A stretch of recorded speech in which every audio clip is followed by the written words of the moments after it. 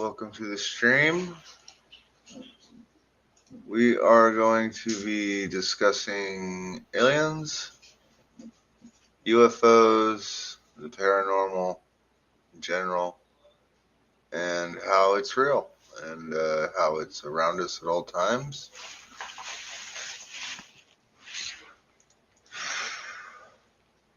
So I check something.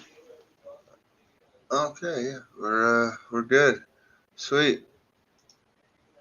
So we're gonna watch this guy, see what he has to say. I'm pretty sure he's gonna piss me off, but give him a shot. You and I have a very important talk. Might be an awkward discussion, but it's a very significant one in every person's life. The old birds and ETs. We need to discuss aliens a little more in depth because there's a lot of misinformation floating around about what I believe in when it comes to these beautiful cosmic bastards out there, and, well, I want to set the record straight. All of you know, my dad loves aliens. I'd argue he's one of the biggest alien enthusiasts in this country right now. And he's very passionate about this topic. So am I. I am also very passionate about aliens, but more so because I find a lot of the theories that pop up about aliens visiting us, and here's UFO footage, and it's just like this poorly photoshopped image of two colanders stacked on top of each other, wiggling around in 240p, and it's black and white and just blurry out the. Okay, I gotta stop right here. Yeah, there's a lot of crappy footage out there. The thing is, most people's phones aren't designed, well, actually, all phones, cameras, they're not designed to record stuff from far away, small objects, small lit objects from far away. That is not what they're meant to be recorded up close, like for selfies.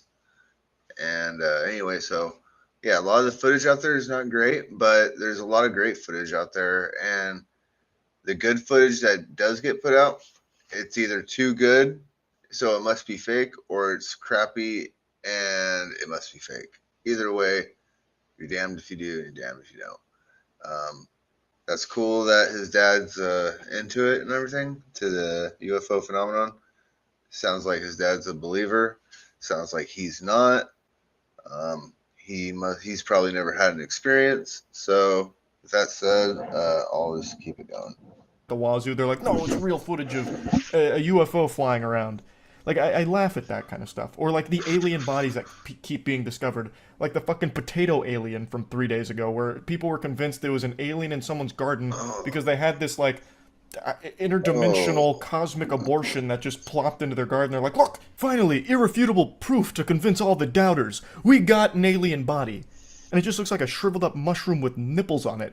Like, that does not look like an alien at all. And you also have to ask yourself the question, if an alien race is advanced enough to reach Earth, it means they've cracked faster than light travel, one, so they're already well beyond our comprehension technologically. They How are. the fuck would they just crash land here and end up in someone's garden? Do they just come to Earth to die? Like, alright, we'll take the space cruiser out, I'm looking for a good. Just because they've cracked light speed travel doesn't mean they don't make mistakes. Everybody makes mistakes. And I would challenge anyone that most of the crashes that occur aren't crashes. They're being shot down. So we have advanced technology. The military does. They've figured out how to bring them down. And also, apparently, that guy, that whistleblower from Alaska, the neutrino detector, well, I guess UFOs emit neutrinos. And if you have a neutrino detector, you can theoretically detect UFOs. Good place to just die. I'll choose Earth, and this one random person's garden seems like a nice spot. It just doesn't make sense. It's not like it's just going to be some freak accident where they crash into Earth and die, and our weaponry certainly wouldn't be effective against something that technologically advanced if they're able to visit us. It's just illogical. Like, that kind of stuff makes me laugh. So when it comes to aliens, I'm very passionate because the comical nature of it is unmatched, really. But I do still firmly believe there's alien life out there in the universe. It's too big for there not to be, in my opinion. I just firmly don't think they have ever visited Earth. Ever. My dad. I can appreciate that. That's more than fair. That's more than fair. At least he's open-minded enough to agree that there must be life out there. Because I mean, mathematically speaking, it's impossible for there not to be. As far as aliens visiting Earth, well, I mean, he hasn't had an experience yet. One day, I'm sure he will. Everyone here will. The whole world will experience the big reveal at one point, and when it does, everyone's gonna have to be like, "Oh shit, guess I was wrong." Oh well, and that'll be that. Does not agree. We don't see eye to eye when it comes to aliens. My dad is a firm believer that aliens have not only visited our planet, but helped us evolve and advance, all the way back into ancient times. Yep. He is a big proponent of ancient aliens. And while I too am an enjoyer of ancient aliens, it's for an entirely different reason. It's because I think it is very entertaining because of how outlandish it is. Meanwhile, my father subscribes to the belief that Ancient Aliens is right on the money when it comes to like aliens building pyramids and Puma Punku and all of that kind of stuff. So I just want to set the record straight. I believe aliens are out there. I feel like you'd be a fool to think that we're alone in the universe. I just Okay, I'm good on that.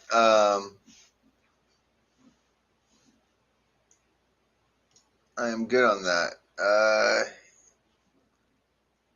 Last time I heard this guy, he kind of pissed me off with some of the stuff he said, but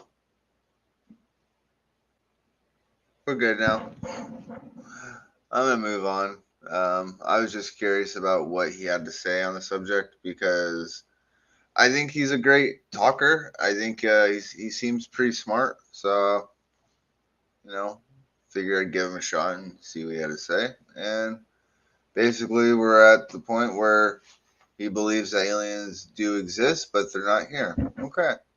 So we can agree to disagree, but for the most part, we agree. So let's go ahead and go to the next video today. Come on. All right. Let's see. Here we go.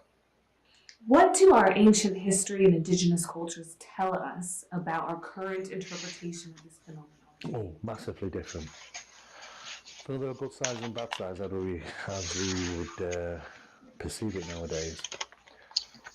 In ancient days, Just to start off, this is Steve Mera. He is a UFO / paranormal investigator. He's been in the business for over 30 years. I think this guy is at the top of his field as far as research goes, like being in the field research. A lot of the stuff he talks about as far as how they're getting here and, the effects on the human body and all the different, the weird factors that go along with a UFO sighting.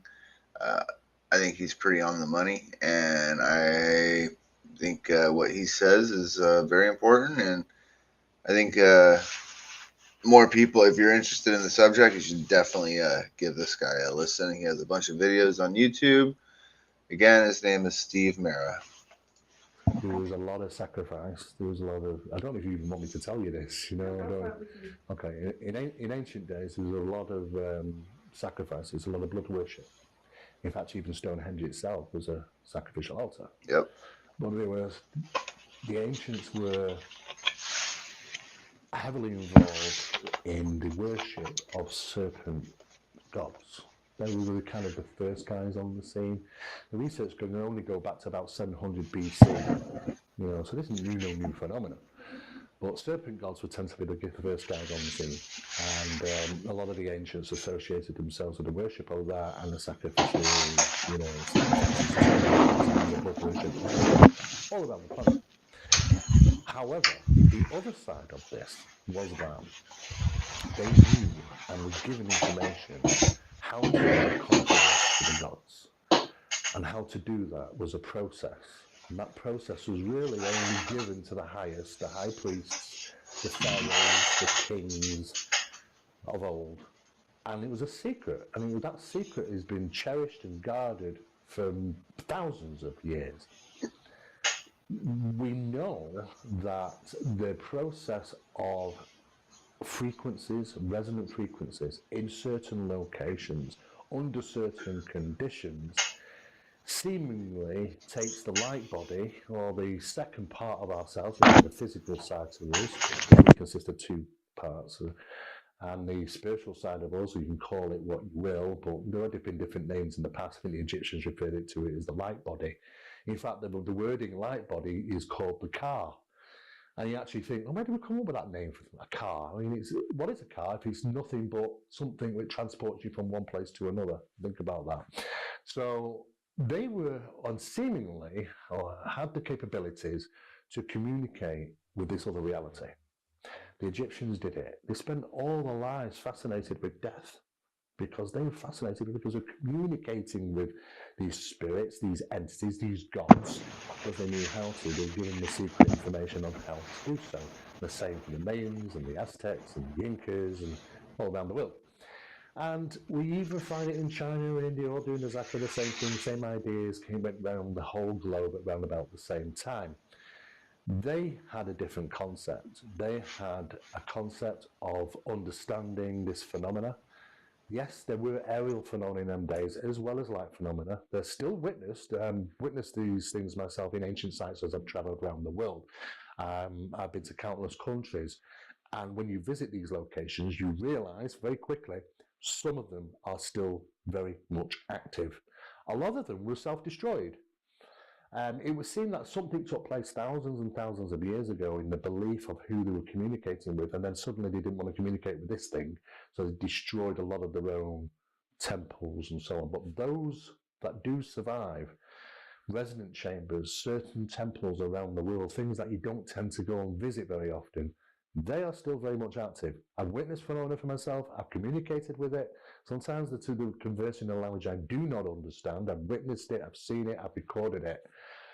It happens. It's real. Those places are still active. Some people do know that, but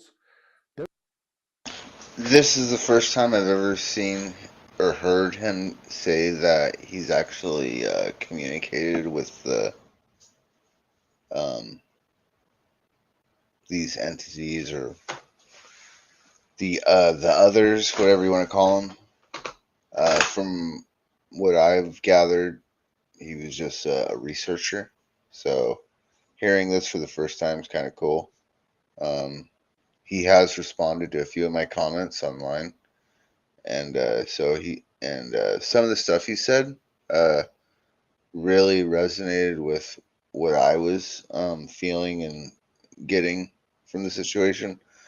Uh, so yeah, that's I think that's really cool. As far as vibration, frequency, and all that stuff, I'm sure everyone's heard it a million times, but it's real. Um, Consciousness, uh, it's real. That's absolutely real. The total number of minds in the universe is one. Our brains are like antennas. We basically send and receive signals from our brains, and people need to get in touch with feeling. You feel the sense of the sensation of feeling is what will guide us forward as far as contact and um, just getting to know these other species, entities, whatever you want to call them. It will happen through feeling. And I think a big part of why the elite, the world leaders, whatever you want to call them, are pushing their drugs on the world is to numb us so we don't feel the stuff they put in our food, our water, the medicines, all that shit. It's literally there to make us not feel. If you don't feel, you can't be awakened. And if you want to open up your third eye or be spiritually awakened, you have to feel. I went through a period in my life where I came off of opiates, and I came to the realization that when I was going through the withdrawals, that I needed to feel those withdrawals like it was a good thing. And the whole time I was going through it, I was going through like a mental, I won't say mental break, but I, I'd say awakening. Anyways, later that night, I had a out of body experience. I had sleep paralysis. I basically had what I thought was a dream, but it was like a DMT trip. Like I literally blasted off. It was like the best trip I've ever experienced, and there were no drugs involved at all. Um, so yeah, a big part of the key to unlocking all of the communication and reaching out to the universe is feeling. You gotta let your body do its thing and feel. Didn't mean to go on a rant, but that's kind of where I'm at on the whole thing. They were communicating with something which might be associated to light phenomena, UFOs, the gods from the skies, call them what they will, for a very long time. And the same phenomena is kind of present even nowadays, with just that method of communication has changed.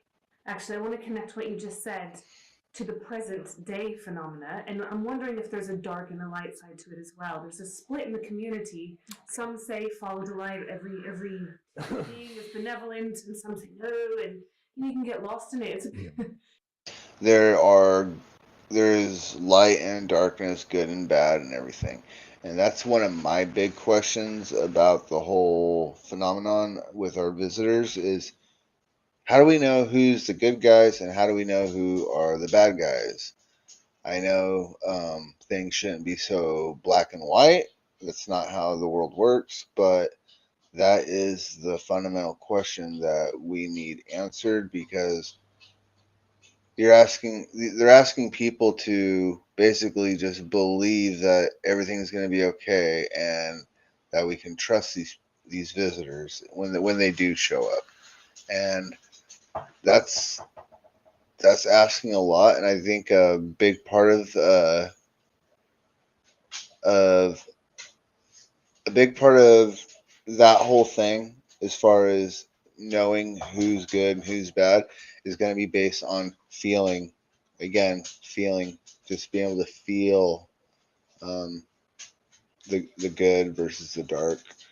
Um, I've had my experience with negative entities, I guess you could say, or who knows? Maybe that was just my perception of it, but um, yeah, I've had sleep paralysis a few times, and of those 3 times that I've had it, 2 times were negative experiences. Um, I felt like I was being scanned.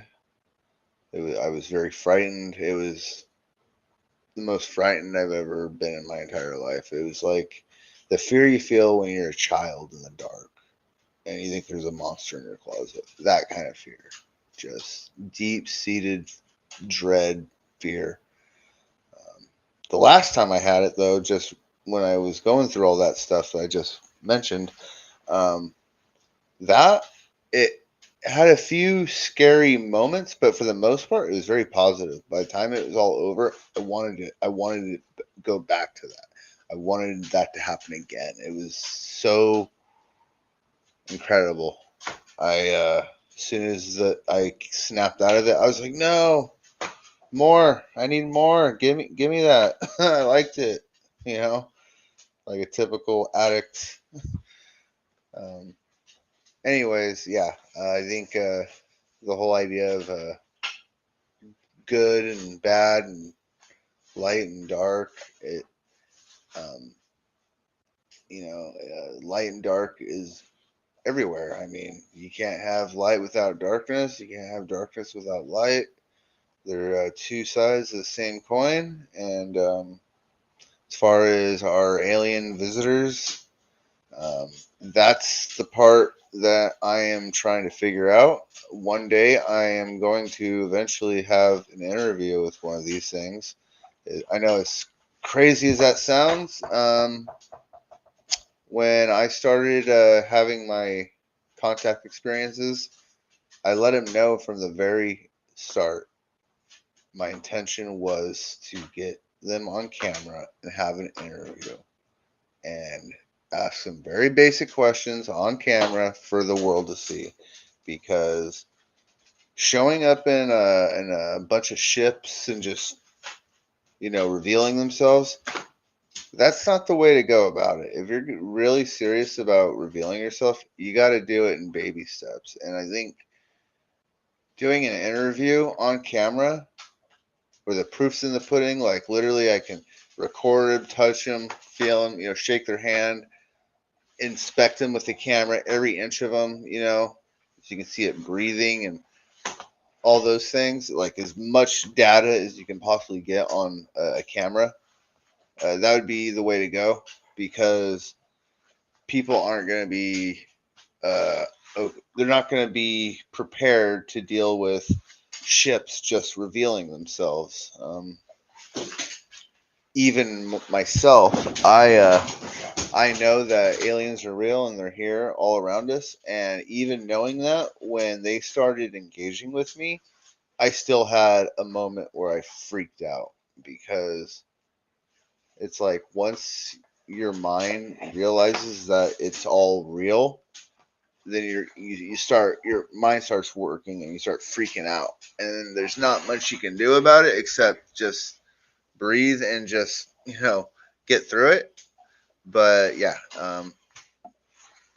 with people that don't believe in the phenomenon, like the guy that was just on here prior, he's gonna lose his shit when it happens. He's gonna lose his fucking mind, dude. Watch, guaranteed. It's not gonna be like, oh, I guess aliens are real. No, it's gonna be like a fucking big deal to a lot of people. It's a bit of it messes with your head. It's regarding discernment, regarding the ideas and aspects of what this phenomenon represents. Does it have a good side? Does it have a bad side? What I can tell you is, from the research and that the experiments I've been involved in over the years, and these are dealing with very high academic people, is that there's a huge amount of deceptive phenomena within the realms of the paranormal, supernatural, spiritual. Instrumental transcommunications, direct communications, direct voice phenomena, and things like that. That we cannot trust, and this is why the parapsychology departments will say there is no proof of afterlife. But if you hold them to it and pin them down on it, and they know that there's proof of instrumental transcommunication with something which can converse. Well, the problem is that, when we started into studies of fields like this, and I have been involved in these areas of communications, when we set out 20 questions to ask them, they answered the questions before we gave it them. All 20. And they were right. So they know what we're thinking. They know what we're going to ask. They know what we're going to do. We're even given information pertaining to what's going to happen in 18 months' time. And it happened on 6 different occasions. Yep. So we do know that they can see within the future. Makes it hard to trust 18 months. something that can read your mind. So how do we prove that it is that afterlife? Because if that just freaks us out more, we know what we ask, and we know how we perceive things in our human eyes, in our mind's eyes, then they can be perceived to be so. So if they can do that, then we don't know if we're being deceived. Yep. And this is why parapsychology of the world, the departments will say there's no proof of afterlife, because what you're being told and what you're experiencing could be a deception. And that is where we stand today, currently. Now, in the size of you, what he says is 100% true, I think. Sorry, excuse me. yeah, these entities, they literally can predict what you are going to do. They know your intentions. Um, so there's no lying to them or trying to trick them. Uh, they are the tricksters, literally. I mean, that's literally like I think what a lot of the ancient trickster gods are based on, like Loki, based on these things. The shapeshifters, the skinwalkers, all of the different entities throughout all the different ancient cultures basically are based on these whatever they are. I don't know what they look like. I don't know what they're called. I mean, we have a bunch of different names, and we have a bunch of different descriptions and labels for all of them.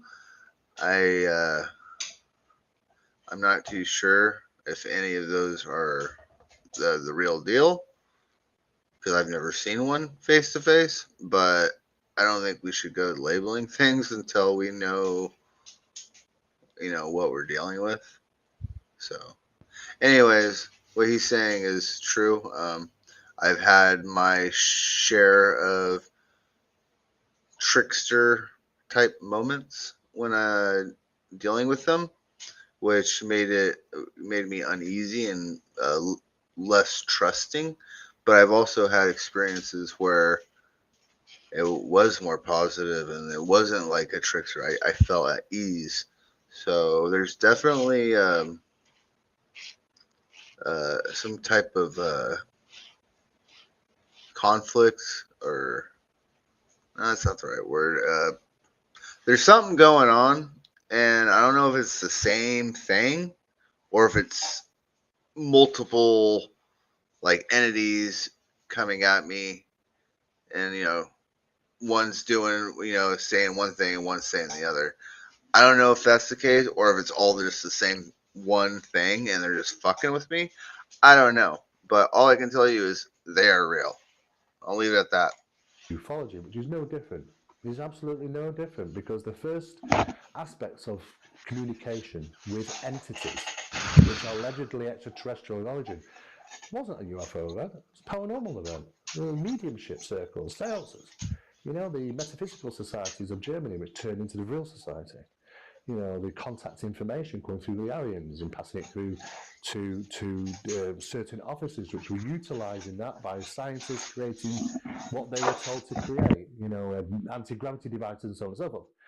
There's been this intrinsic prodding into our world and manipulation by this phenomena for a long time, taking us in that direction instead of that direction. Alexander the Great got some help from those guys up there when they wanted to bring down these 50-foot walls and besiege a city. What were those flying shields that shot something down at My those walls dog that is allowed them driving to me besiege nuts that with city this that ball. day? History's altered and changed. You've interacted with us a long, long time. But there is another side to that. I've been to events all around the world. I've lectured. Sometimes you go to certain places and it's all this love and light. And I really understand that. People do have some fantastic experiences. But I think that there's a divide between this phenomena. I think, and I can only best put it is, there was a researcher, a very well-known researcher called John Keel. He investigated the Mothman prophecies. He wrote a very interesting book called The Eighth Tower many years ago, which fell in line with a lot of Jack Vallee stuff and I have that book, but I haven't read it yet. Transformations, his book, and they both came up with theories. Exactly the same thing, but it was laughed at them days. He wasn't considered serious, and there are different types of entities which might be perceived or conceived to be UFO associated. Some fall into the infrared side, some fall into the ultraviolet side. Those that fall in more to the ultraviolet side are those experiences which are more spiritual, angelic, nice experiences. You feel that compassion, you feel the experiences and the emotions. The other side of the coin is the darker side, which you could say sounds like a Star Wars film, but it is as simply as that there is this intent.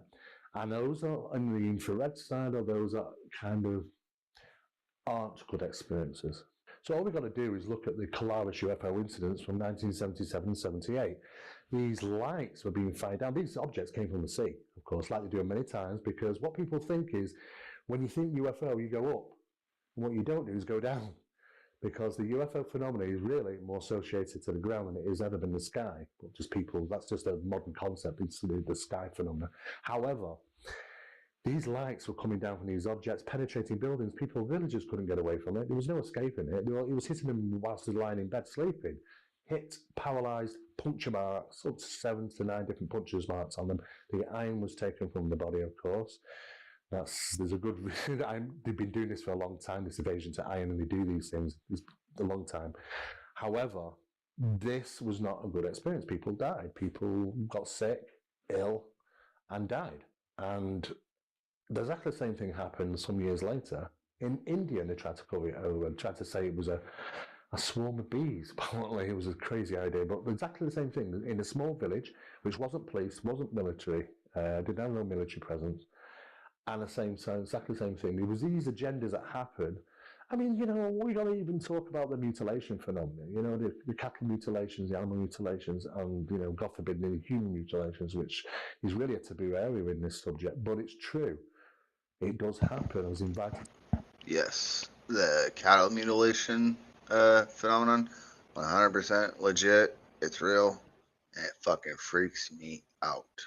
To a meeting in this country in 1993 around a circle of people when I was delivered information on 6 cases, and they were real. These incidents are very hush-hush, and people don't want to hear about them, but there is a darker side to this subject. So when I deliver the subject information, I deliver it for what it represents, good and bad. It's like meeting somebody down the street in the dark night. We don't know the content. And that's what we're faced with today. So my job is to say to people is that there's a way of understanding the difference between the two. This phenomenon can glamour. It can put on a wonderful light show, and you're drawn to it. You go, it's fantastic, it's wonderful, and you're taking a few steps forward, when sometimes you should be taking a few steps back. When it's going like this, it's like the magician's hand. And the researcher of mine will say this constantly, my fellow researcher, Barry Fitzgerald, the light show's on, watch the hand, but you're not looking behind here and what's going on. Most abduction phenomena cases do take place like that. There's this perception of being glamoured and, not quite, understanding what you're perceiving, those sort of things. And then they can mess with this, and your perception. So it becomes very, very difficult. But yes, there's a kind of those that believe in the love and light, those that believe, it's all bad. It's not all bad. It's not all good. But there are ways of understanding that. And one of the biggest things is this refined sugar business. Because when I'm out there working in the field, I'll refine this refined sugar. I'll starve myself on for 72 hours. Because what it does is it causes an adrenal weakness, the sugar.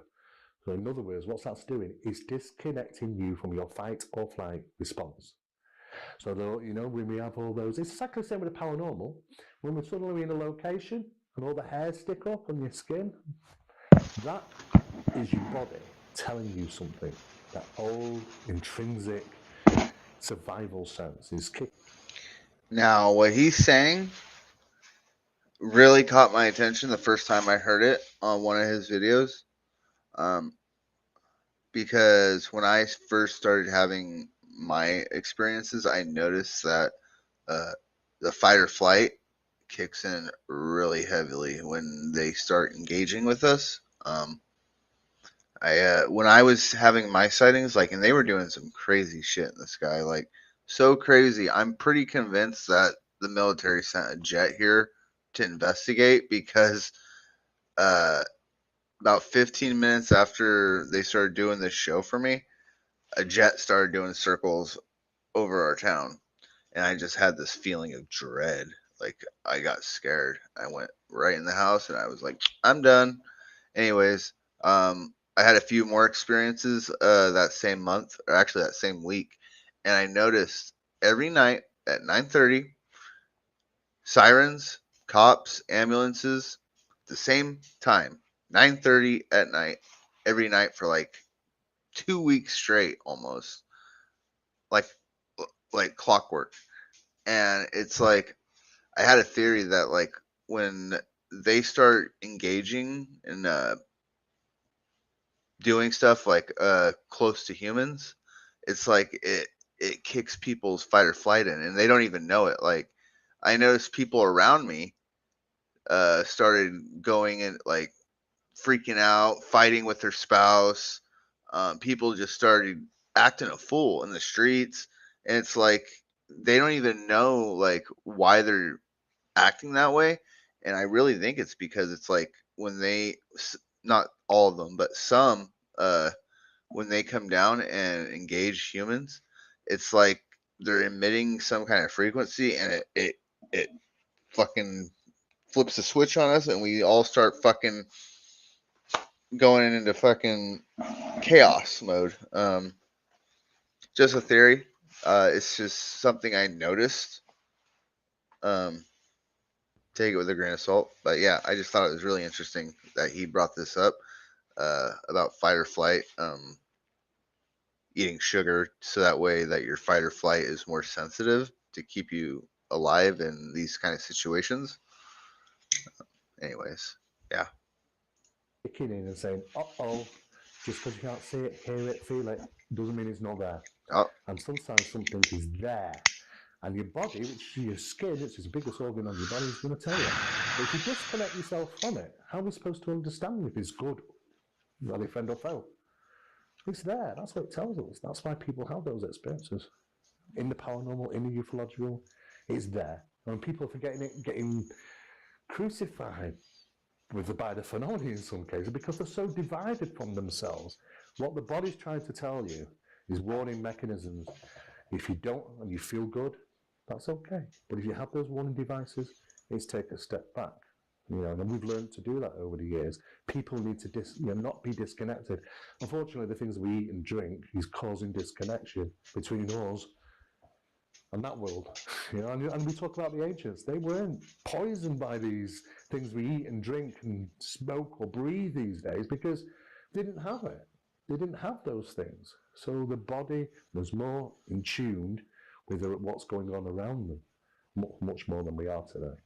That brings me around to that beautiful word I love called sentience. That's it. That's Sensations exactly. in the body, right? The sensory system, Yes. much greater than the traditional five, I believe. What do you think? Absolutely. More so. I mean, people used to talk about the sixth sense. It's actually more than that, beyond that, isn't it? But we're only talking about touching to the sixth sense now. As science progresses into that psi field, should we say, it consists of much, much more. We can become like cells of a battery when we are in groups that have similar thoughts, similar feelings. It can be manipulated, it can be amplified, and that energy can be utilized. We know what are those energies. When we walk into a room and suddenly we see something, we go, ooh, is that something not right about that person? It's there. Information. We've got to listen to that. Sometimes we don't need that survival sense anymore. We got lazy. We can survive just by going to the shops once a week, and go to work. We don't need them. Years back, we relied on them. Those things that were told us we were being watched, sometimes it could have been from a predator. We were being watched. We could sense we were being watched. There was all those mechanisms of survival sense which we understood and recognised. We were in tune with planet Earth. We were in tune with the other frequencies. We were in tune with the other realities around us. But now we are become fixed-sighted in one reality, in 3 dimensions, and got the blinkers on, and the things that we've grown up with, eaten and drank and stuff, is disconnected us more and more and more and more away from the source. And now we're scrambling to try and get back to it, trying to understand what is it all about. Well, we're just going back to how our ancestors probably were, and we've got to understand how they did those things. It was natural for them. For us, we're going to have to put some work into it, I think. This ascension movement you see a lot, in the spiritual community. Do you believe that we're in the middle of a great awakening? A lot of people have asked me about this spiritual awakening. It's been going on for a long time, actually. It's longer than we actually initially thought. It's not something new. The idea and concepts behind this was going back some time. However, what tends to be happening nowadays is that there is a distrust of what we're being told. There's a an understanding of really now of what we're consuming and the society that we live in. We've become a very problematic, for ourselves, we become very problematic humanity. And we've created kind of our own problem, in a sense of speaking, when all this wonderful stuff that we become so used to is great to stimulate certain parts of the brain. But we're using more and more and more of a certain side of the brain and not the other side, which is our ancestors' side, which is the creatism and the spiritualism. And that's the way it seems to be. It's been leaning that way for a long time. We've got to shunt back. We've got to switch it over. People are doing that more and more these days because it's just there. As soon as they do that, something will go, hi, and then they go, oh, what was that? I want to know more, and then start going more. And then what happens is that they start to change their lifestyle because it's just there waiting to say hi. But we've got a blinker on, and sometimes we've got to go in that direction to experience it a little and then kind of understand it and go in that direction. Yes, there is something happening, and certainly there seems to be new developments throughout humanity as well. Maybe that we are being developed. We're altering, we're changing, we are finding more and more amazing things out, especially children, and capabilities that they have are just amazing, and it just goes to show our capabilities, and they've got some of these children in these scientific labs and they're autistic and their creativeness is just off the scale, can't be measured. But when we're measuring the brainwave activity, we're really not using so much more of the brain. We've got this huge lump here ready to use, But maybe that we're just not ready to use it yet, or we have been and lost it. Yep. It's like that old engine of the Yep. car. You don't start it up enough, it's not going to take over. I need You've got to. to regulate. Yeah. When I was a little kid, I theorized that if we kept evolving, we would eventually use more of our brains. But now that I've gotten older and done a lot of reading about ancient cultures and all the things that we did in the past, I honestly believe that a lot of those abilities have been stripped away from us, locked away, and I think it has a lot to do with the food and all the shit we eat and put in our bodies. And yeah, so I think that's a big part of why we can't feel and sense a lot of what's going on right now. We're numb. We're physically and mentally numb thanks to the drugs and the food and all the shit they put in us. And I think that's another reason why, like in South America, for instance, they have a lot more sightings than we do here, like crazy sightings. And I think it has to do with that they eat a lot more homegrown food. They're not eating all this shit that these companies are putting out like we do here in America. Just a theory. Just throwing that out there. Really keep doing it for it to work. And I think we kind of disconnected from that. We've got to get back to that, really. Do you think that we're actually the product of ETs? Many people have asked the question, do you think Feel free to drop a chat. If you have any questions or you want to talk about something, feel free to throw it in the chat box to thing. some degree. There's been manipulation. Chat box. Certainly, we're the new kids. God, I'm such a and we don't know noob. where we come from. And evolutionary theory was, remember, a theory, not even, he wasn't even believed himself at the time that it was absolutely that was the case. That's why it remained the evolutionary theory. Evolution does take place on a microscopic scale, but macroevolution, the massive changes, doesn't exist. We'd still be seeing it now if that was the case. Yes, we know, and I talked to a curator of London Museum when we were celebrating the evolutionary theory, Darwinism, and they had all these things up from ape to man.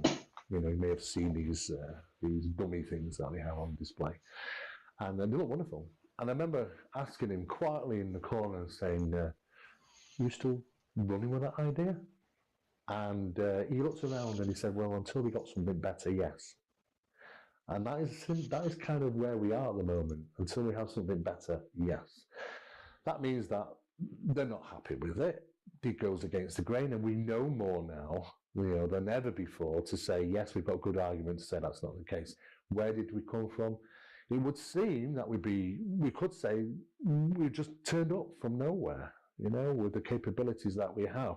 In fact, we de-evolved, if that's the case, if you want to go through the normal path of evolution, because apes are better than us. They can see in the dark, they can chew and breathe at the same time and swallow at the same time. They're flat-footed, they walk better than us, their hair stops growing at a certain length, the nails stop growing at a certain length, they can see better than in the dark. They're better than us. We've got worse, if that was the case. And that doesn't follow the natural path of evolution. So it doesn't fit. So we've Never knew that. Somewhere else. And I think That's we are the interesting. byproduct of countless different experiments and tests that have taken place over thousands of years. And that is why we have such a diversity of humanoids, being some with giants, some with double rows of teeth, some which are very small. It's just such a variety. I think we've kind of been the experiment, in a sense of speaking. Something has been manipulating humanity for a long time, watching us, the watchers, whoever they are. And I think we're the new kids on the block, to be honest. Can I just ask you about Malta quickly, because we dip into that in the last film a little bit, and you mentioned that in the last conversation. It's a place that I fell in love with because of all the ancient sites. I've recently visited Malta, 19 ancient sites.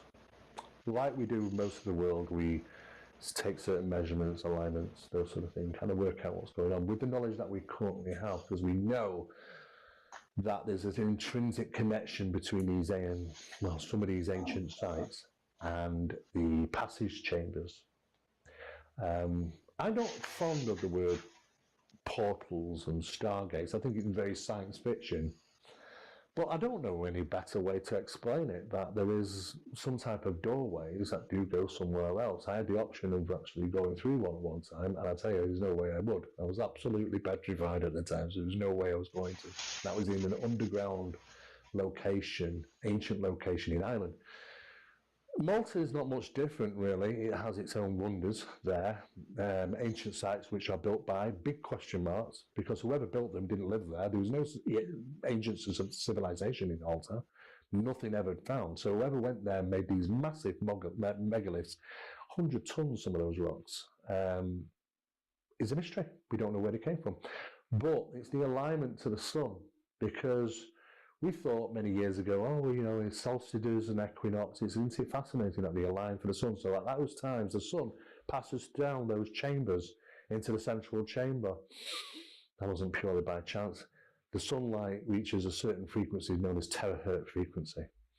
And when you consume certain elements, ancient elements, on a regular basis, and go into those locations and generate a vocal frequency in a resonant chamber, at the time of the terahertz frequency coming in, you're going to go right through that doorway and converse with the gods. And this is what a lot of the ancients were doing around the planet. It's global. And we've been conducting those measurements. We've been seeing the effects of this, and we've actually experienced some of these things. I was too scared to go. All these years I've been in this research, and when I experienced it, I just couldn't do it. I couldn't go, into this. It was just a granite wall, but that was beckoned from literally this other side, and there was no way I was going to go. Unknown, scary sometimes, but they're real. And they do exist, and they are active in certain locations around the world. So I was saying, freaked him out. Many years, thousands of years. These doorways do exist. He's been doing it for 30 years.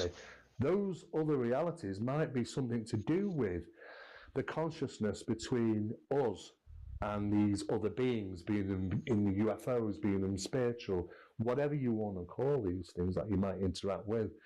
They seem to be age-old. I've been going on for thousands of years, but it's the same thing, just in modern times. But for me, Malta, amazing place, got a lot of different sites there, and they're still full of mystery because really we don't know who made them.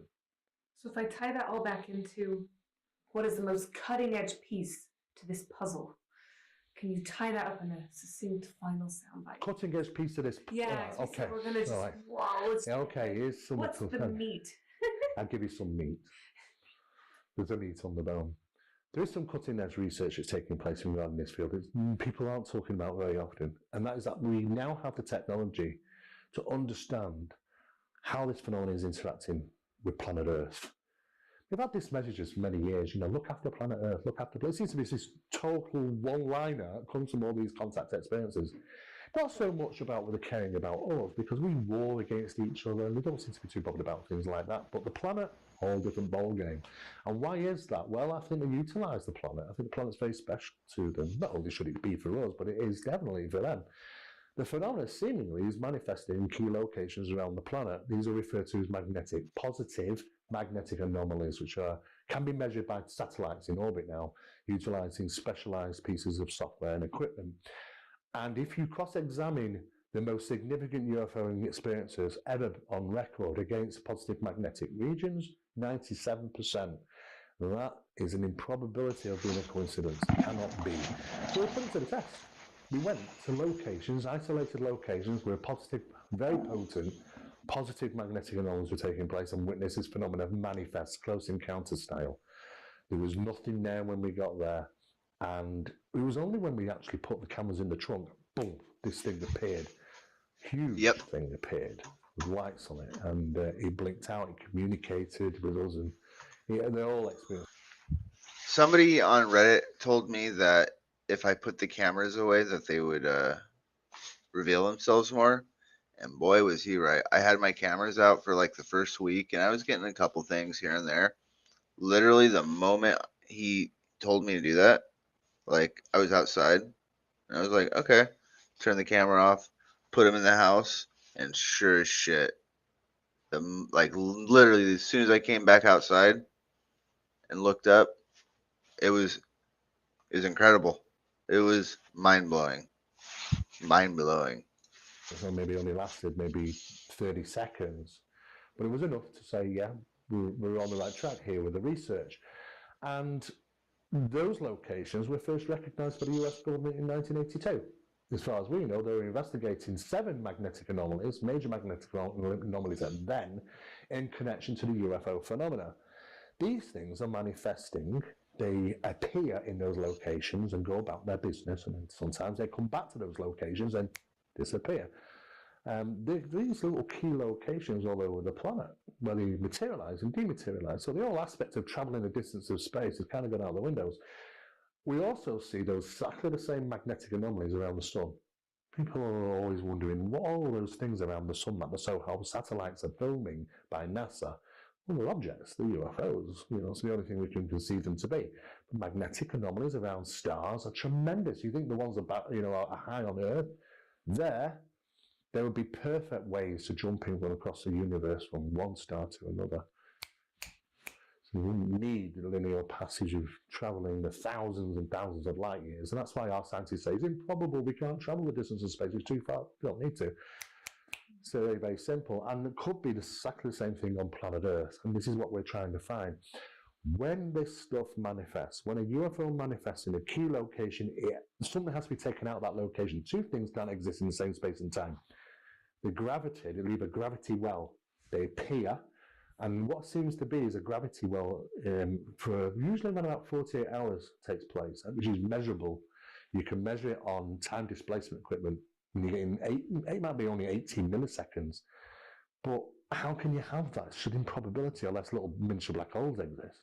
There's a gravity well that takes place there, which pulls light and distorts light.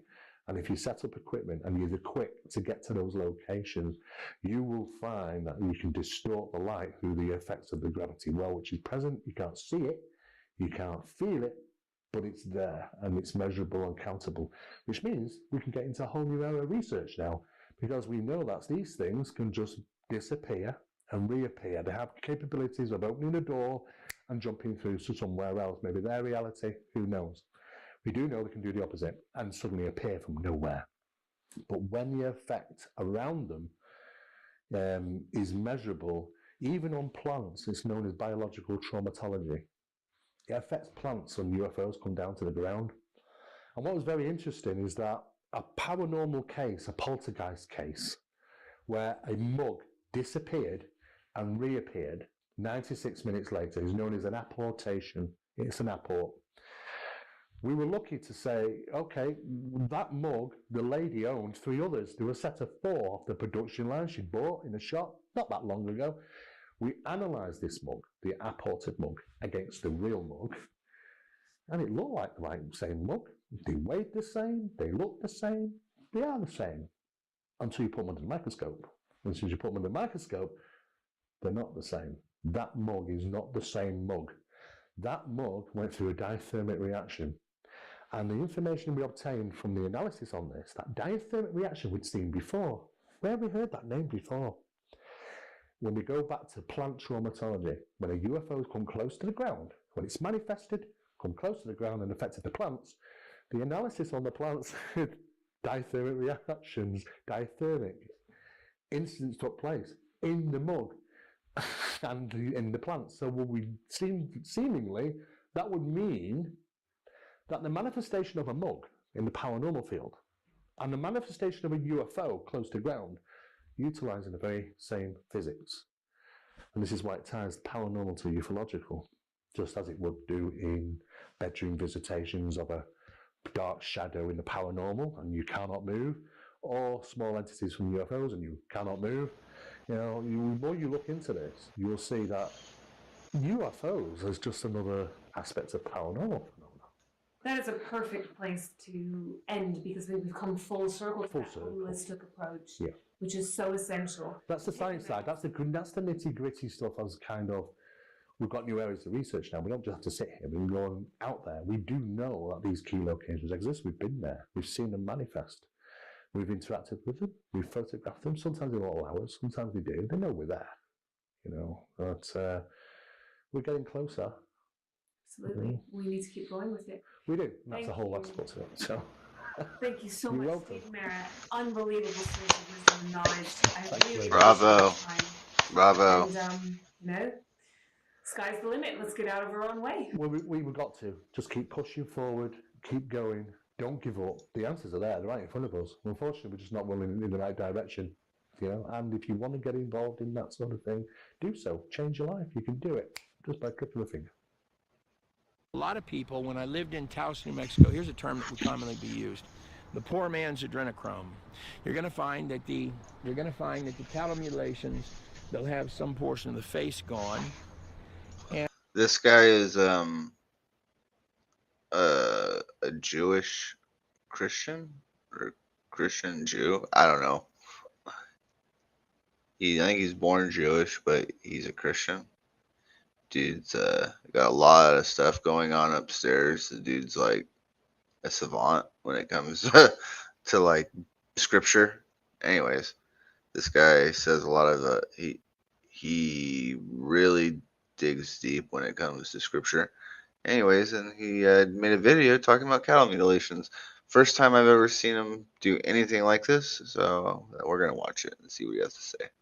And which would be exactly where you would need to get to if you wanted to get the emotional gland out of that animal. So just like in China, they'll cook puppy dogs and they'll cook kitty cats, little kitty cats, and they'll boil them alive because it will put the adrenaline in the blood of the animal, and this is a savory dish that's well known if you're in China. Well, back here, same thing. It happens substantially as part of the face of the cow, and commonly the sexual organs, and it often happens at the poorer ranches. So is this really aliens that are coming to get it, and they just favor a ranch with easier to crawl through fences? Or do you have people out there that are killing cows to have some poor man's adrenochrome? I don't know the answer to that. Maybe it's a mixture of both. So I can't speak for exactly what cattle mutilations are, but when I lived in Taos, New Mexico, this is many, many, many years ago at this point, it was believed that these were involved in occult. So it would be stated on all sorts of broadcasts that this was done by aliens, and that there might be something supernatural there. In fact, there kind of is, but the local belief, at least in the people that I knew, was that it had tie-ins with the occult. And in fact, I remember people would state that they were out there getting intoxicated or high on the cows. And at that time, it didn't really, like, how would that even make sense? How would you get high on or intoxicated off of a cow? And you fast forward to today, and my wife worked as a teacher in China, and one of the things that in China is really big is they will cook the animal with the blood inside of the animal. They'll boil animals. So some of them, well, it's an exquisite dish because it'll give one kind of a buzz. And it was my wife that actually coined the term, the poor man's adrenochrome, in combination with cattle mutilations. This short presentation is just on a few things that I found interesting when we visited Roswell, New Mexico. So these are one of the little shops in Roswell. So you got the alien pants, brief insanity. And but I actually found this kind of interesting. So and I remember on might have been like a Stephen Colbert show, he kept stating this, he kept using this here, my butthole is, but there's a lot of little hats and symbols and stickers. Ask me, it's obviously a play on getting probed from the rear, but a sexual connotation to the things, something about probing, or even with the animals, it would be the sexual parts. Ask me about my Whoever's butthole. doing it, whether it's an occult thing, doing it to the Okay. animals, or whether it's, something, or a mixture of both. But I just found that, ask me about my butthole in Roswell, New Mexico. Why do the aliens have an interest in people's rear ends? There's a very large mural on the back of a building in Roswell, and I sort of felt like it told its own story, really. Now I want to take you over and look just at this mural and the kind of things. New Mexico probably is more well known than any other state for occult, witchy. It's the land of enchantment, and by enchantment they mean enchantments, just like you would mean if you were a witch or a Wiccan or an occultist or anything like that. Land of witchy stuff. And a little witchy stuff is just as equal to a lot of witchy stuff. Let me look at this mural back here. So we have our alien. Fun fact, if you look into some of the guys that started our rocket program, they were into some occult activity out in the desert. They're doing some weird shit. Look into it. Look at the symbols in the eyes of the alien. So, Oh wow. and by the way, and I'm not stating these are swastikas, but they're, but I'd like to mention I'd just like to look at the eyes a second. They have a weird alien-looking, maybe Hebrew or Sumerian, Akkadian-looking writing in there. That's what it's meant to be. So, which also ties you in to ancient occult practices. But even the swastika, the Nazis used, and Nazis are always affiliated with the occult and aliens, even in video games and movies. In Indiana Jones Journeys, there's a connection between the Nazis and communism, Marxism, and the alien supernatural and the occult and the darkness of the occult. They always go hand in hand, always, in all of the presentations. Here's our alien guy. I want to move over this direction. We've got our spaceship. Now here we've got our spaceman and his interdimensional bubble. He's going to come through. He's stepping forth from another dimension is what he's doing. And notice he's coming forth from the triangle. And the triangle has a purplish color around it. Now the symbol back here that's on the spaceship, that would be called the Zia. That's actually the symbol that you'll find on the New Mexico flag. And I really enjoyed living in New Mexico. I love New Mexico, but it is a place that's got, when they say the land of enchantment, they really mean that. It's got a lot of undertones of occultism, and in the places that I live, particularly up there in Taos, everything is a little witchy shop, a little rock shop, and very sweet people in there. And in fact, in Roswell, most of the alien shops are actually little occult shops with an alien theme, is what they are. The Zia it represents one of the Indian tribes. The Zia symbol, it's a sun symbol, is what the Zia seen right there is. Now, isn't this interesting? See what I'm saying? This guy knows symbols and like texts and scriptures. Guy, you can tell he's got a lot going on upstairs. As we come over here, we've got a McDonald's somehow in the middle of the alien stuff. What does McDonald's possibly have to do with an alien image like this? But they're right there. McDonald's is right there in the futuristic looking sci-fi world. We got a McDonald's popping up as if, you know, there used to be, when you drove into towns, you'd recognize the steeple of churches, and you would recognize the city civic centers. These would be the two symbols of a town. But a symbol of a town quickly became the golden arches, the McDonald's. I just find it interesting that's in there. Here we have a depiction of Saturn, or Satan, the sixth planet. This would tie back in again to your Sumerian, Akkadian stuff, where the Enki would be the sixth planet, or Saturn, or Satan. We're going to move down. We've got the eyes right here, the big eyes. Now I want to just back us up some and look what's in the middle of all of this. Look what's in the middle of all this. You've got between the two eyes and our spaceship above. And notice that our spaceship above is coming down to grab the cow. So there's some portion of this dealing with cattle mutilations, and they're coming to get the cow. Or is the cow also a symbol of that you're being herded? Just like you're being herded into the McDonald's, where it might not have. McDonald's is really the ultimate fight for who can serve the worst possible hamburger in the world, is it not? I mean, we all know that that's what it is. But that's what a McDonald's represents. You know it's a horrible hamburger, but yet still it's always packed with a line. Here's the cow back there. Here's the cow back there. Is it representing that you're being herded like cattle? Now, there's a lot of talk about cattle mutilations in these areas, and I would often notice that it's generally the poorer ranches that would have these cattle mutilations. And there are different arguments there that there's something supernatural coming and grabbing the cows.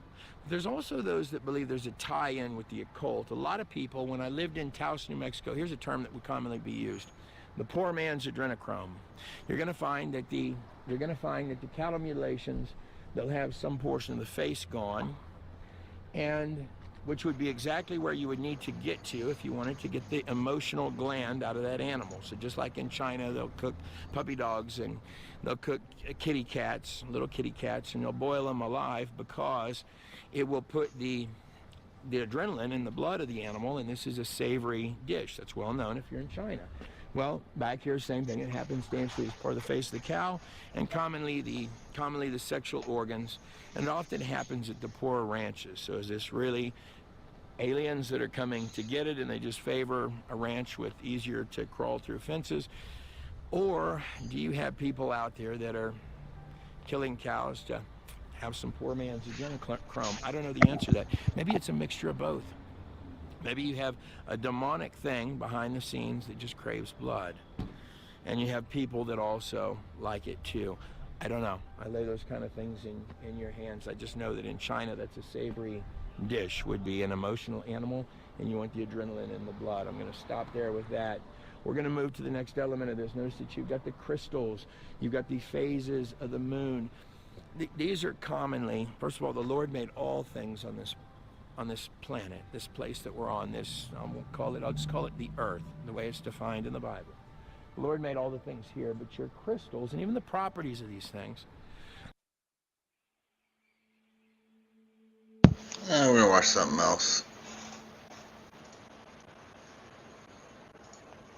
Not going to lie. I got what I needed out of that.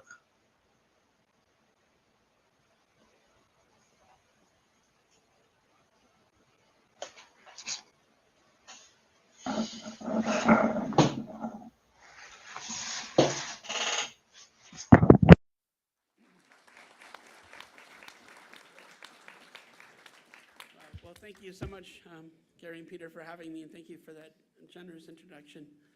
I'm going to talk about what some of the strange physics about UAPs. I'm going to call them UFOs. I'm interested in the objects. My dude. Fuck UAP. It's all about UFOs, man. Old school. Keep it real. You've all heard this a million times at this Sorry. point, and we all know That was this hella is cringe, but I'm not going to believe a word of what you're going to tell me in the next 10 I minutes, and I'm not I gonna don't sit like the around I don't going like on. the term UAP. Sorry. And Just don't. when scientists say this, it kind of bothers me because you're a scientist. You ought to be skeptical. You just shouldn't need to be telling me this. I too am skeptical. I'm a scientist. I am skeptical of people who assume that when they see something strange that it's an alien spacecraft. Yes, I'm very skeptical of that. I'm also skeptical of scientists who assume that an anomalous observation has to be an error because they know their physics and there can't be anything that strange out there. I'm also skeptical of that.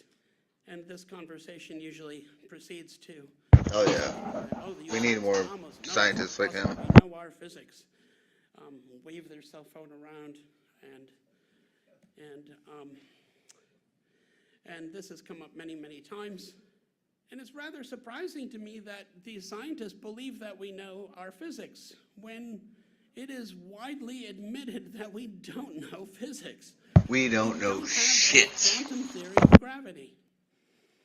We don't. And we know that quantum mechanics makes a difference. Quantum mechanics makes a difference with Maxwell's equations and electromagnetism. That's what makes this thing work.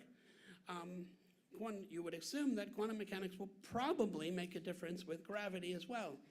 And you might be able to do some spectacular things with that. But then again, waving the cell phone around, we know our physics. The cell phone is not physics. I don't know if most scientists know this yet or not. It's not physics, it's engineering. It's a triumph of engineering. And engineering is the act of using physics to find workarounds to problems. And unfamiliar engineering can look a whole lot like anomalous physics. So I am not ready to immediately jump to the conclusion that there's anomalous physics going on when we see some anomalies. Hey there.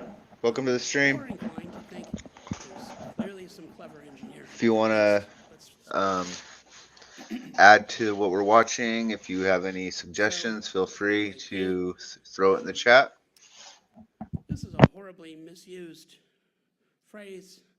It's unidentified as ambiguous. Phenomenon's ambiguous. It's used to suggest that we do not at all know what these things are. Some of these things are observed very well and described very well. It can't just be anything because it's unidentified. That's unreasonable. And it's complicated because UAP are a class of phenomena. They're not a single thing. And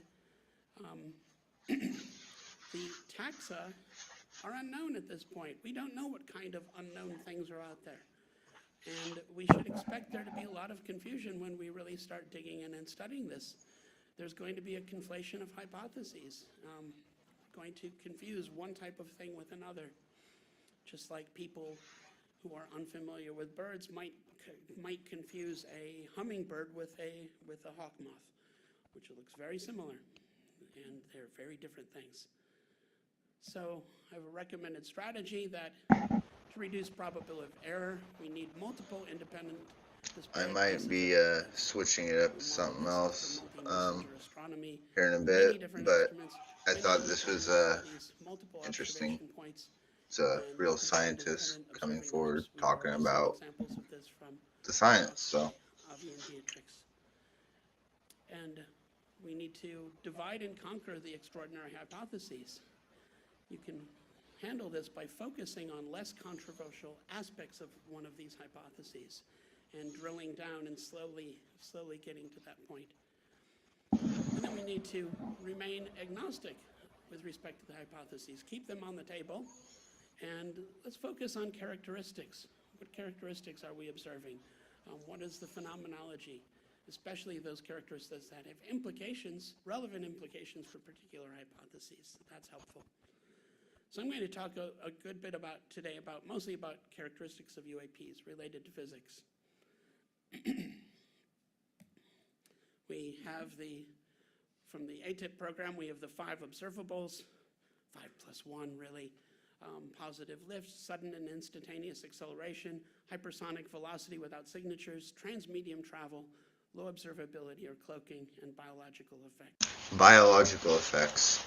that's a big one. I think that one needs to be talked about more. Howdy, mate. You have a nice channel, and it really does look professional. I appreciate it for your channel. Add me in your Discord and join your Twitch channel when you are streaming. All right, Voltrix247. Thanks, dude. Appreciate that. A lot. Thank you. I'm new to all this, and I'm just gonna keep it pushing and keep doing what I'm doing. The biological effect part, I think that's gonna be a major talking point here in the future when in the whole UFO phenomenon. Just because when these things engage with us, you can feel it. You can feel it with your body. You can feel it with your senses, and a lot of people have trouble feeling it because we're so numb with all the crap they put in our food and all the medicines they give us. So, yep, we got to start feeling more. And the more we feel, the more we will connect with them. And I'm going to start out by talking about pretty much the first three all in one shot.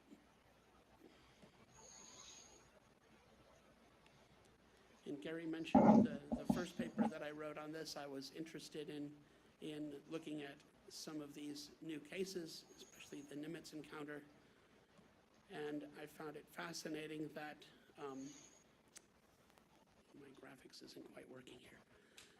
I found it fascinating that these things were, these tic-tac shaped objects were observed to drop from about 28,000 feet to sea level in 0.78 seconds. That is crazy. And That's really stupid fast. How anomalous? Do the math, do the calculations. This is actually, I've criticized other physicists who've said, well, the analysis was rather simple. And my response to this was like, yes, you should have done it. Your students could have done it. And in fact, there was a class in Georgia, a high school class in Georgia, high school physics class that used this paper as an example on how you can make estimates of kinematics. So if you look at this, you can estimate the minimum acceleration, which comes about from the object would have accelerated halfway and then decelerated the other half of the way. That gives you a lower bound for the acceleration. It turns out to be around 5,000 Gs. 5,000 times the acceleration of gravity. No, people aren't going to survive this. Most equipment won't survive this. An F-35's wings will rip off at about 13 Gs. So 5,000 Gs is really enormous. And we estimated the power, and of course to do this you need to know the mass. We don't know the mass. These things were estimated to be about the size of an F-18, and an F-18 is around 10,000 kilograms of mass. We decided let's take a much lower bound, let's take 1/10 of that. So we just assuming that this was maybe 1/10 of the mass of an F-18, you come out to a power under there easily of 1,100 gigawatts of power. This is more than 10 times the total nuclear power output of the United States. Let that sink in for a minute. 1,000 gigawatts. You remember the movie Back to the Future? When he's got to power up his car. 1.2 gigawatts? I mean, that was 1.2 and he's all freaking out. This is 1,000. This is one craft the size of an F-18. How does this happen? We don't know. This is where the anomaly is. This has been known for a long time. Hermann Oberth was the German father of modern rocketry. He was a mentor of Wernher von Braun. There's Hermann in the front center, the very grumpy gentleman there. Why is he so grumpy? He's grumpy because in 1954, he gave a lecture on flying saucers where he pointed out that they have been... All right, Voltrix247, I added you on my Discord. Kilometers a second, which is about 42,000 miles an hour. And he points out that he actually says, if there would only be 3 or 4 measurements, I would not rely upon them and would wait for few further measurements. But there is existing more than 50 such measurements, radar measurements, in 1954. That's like 70 years ago. This was known 70 years ago that these things are flying at spacecraft speeds. Why do people always assume they're spacecraft? It's simple, because they fly as fast as spacecraft do. This doesn't take a PhD to figure this out. Yet PhDs can't handle it. Here's another work done by French researcher Claude Poher, who looked at the radar observations at Minot Air Force Base in 1968. Really interesting encounter there where the plane actually banked and flew over the UFO, which was egg-shaped and looked like molten lava. The acceleration was measured to be 209 Gs with a top speed of about 9,000 miles an hour. 209 Gs? Flew across That's insane. Alaska in 1986, followed by a large UFO that the pilot... That wouldn't just turn you into a pancake batter. That would, like, evaporate you. How wrong can you be with that estimate? Okay, let's say you're off by 20%, which would be a pretty big error. This thing's the size of an aircraft carrier. He said when it came in front of the plane, he couldn't see out of the windscreen. You're not that wrong at this point. You can't just disbelieve the observers. But there exists radar data. When I summarized it, I analyzed the summary of the data. Dr. Quimby, who was at the Niels Bohr Institute, did a much better job. He actually recovered the radar data set, and he analyzed 11 jumps made by this aircraft-sized object and found that 3 of those jumps, the craft had accelerations of 9,000 Gs or more. 9,000 Gs? G-force? 69,000 miles an hour. Okay, let me rephrase that. That would vaporize you. There'd be nothing left. 9,000 miles an hour. You can get to the moon. Nothing but a few molecules left over after hitting the walls. Why do we think these I didn't go things in. might be spacecraft? 9,000 Gs is direct stop. Much faster than our spacecraft. Dude, you'd evaporate. This should be worrisome.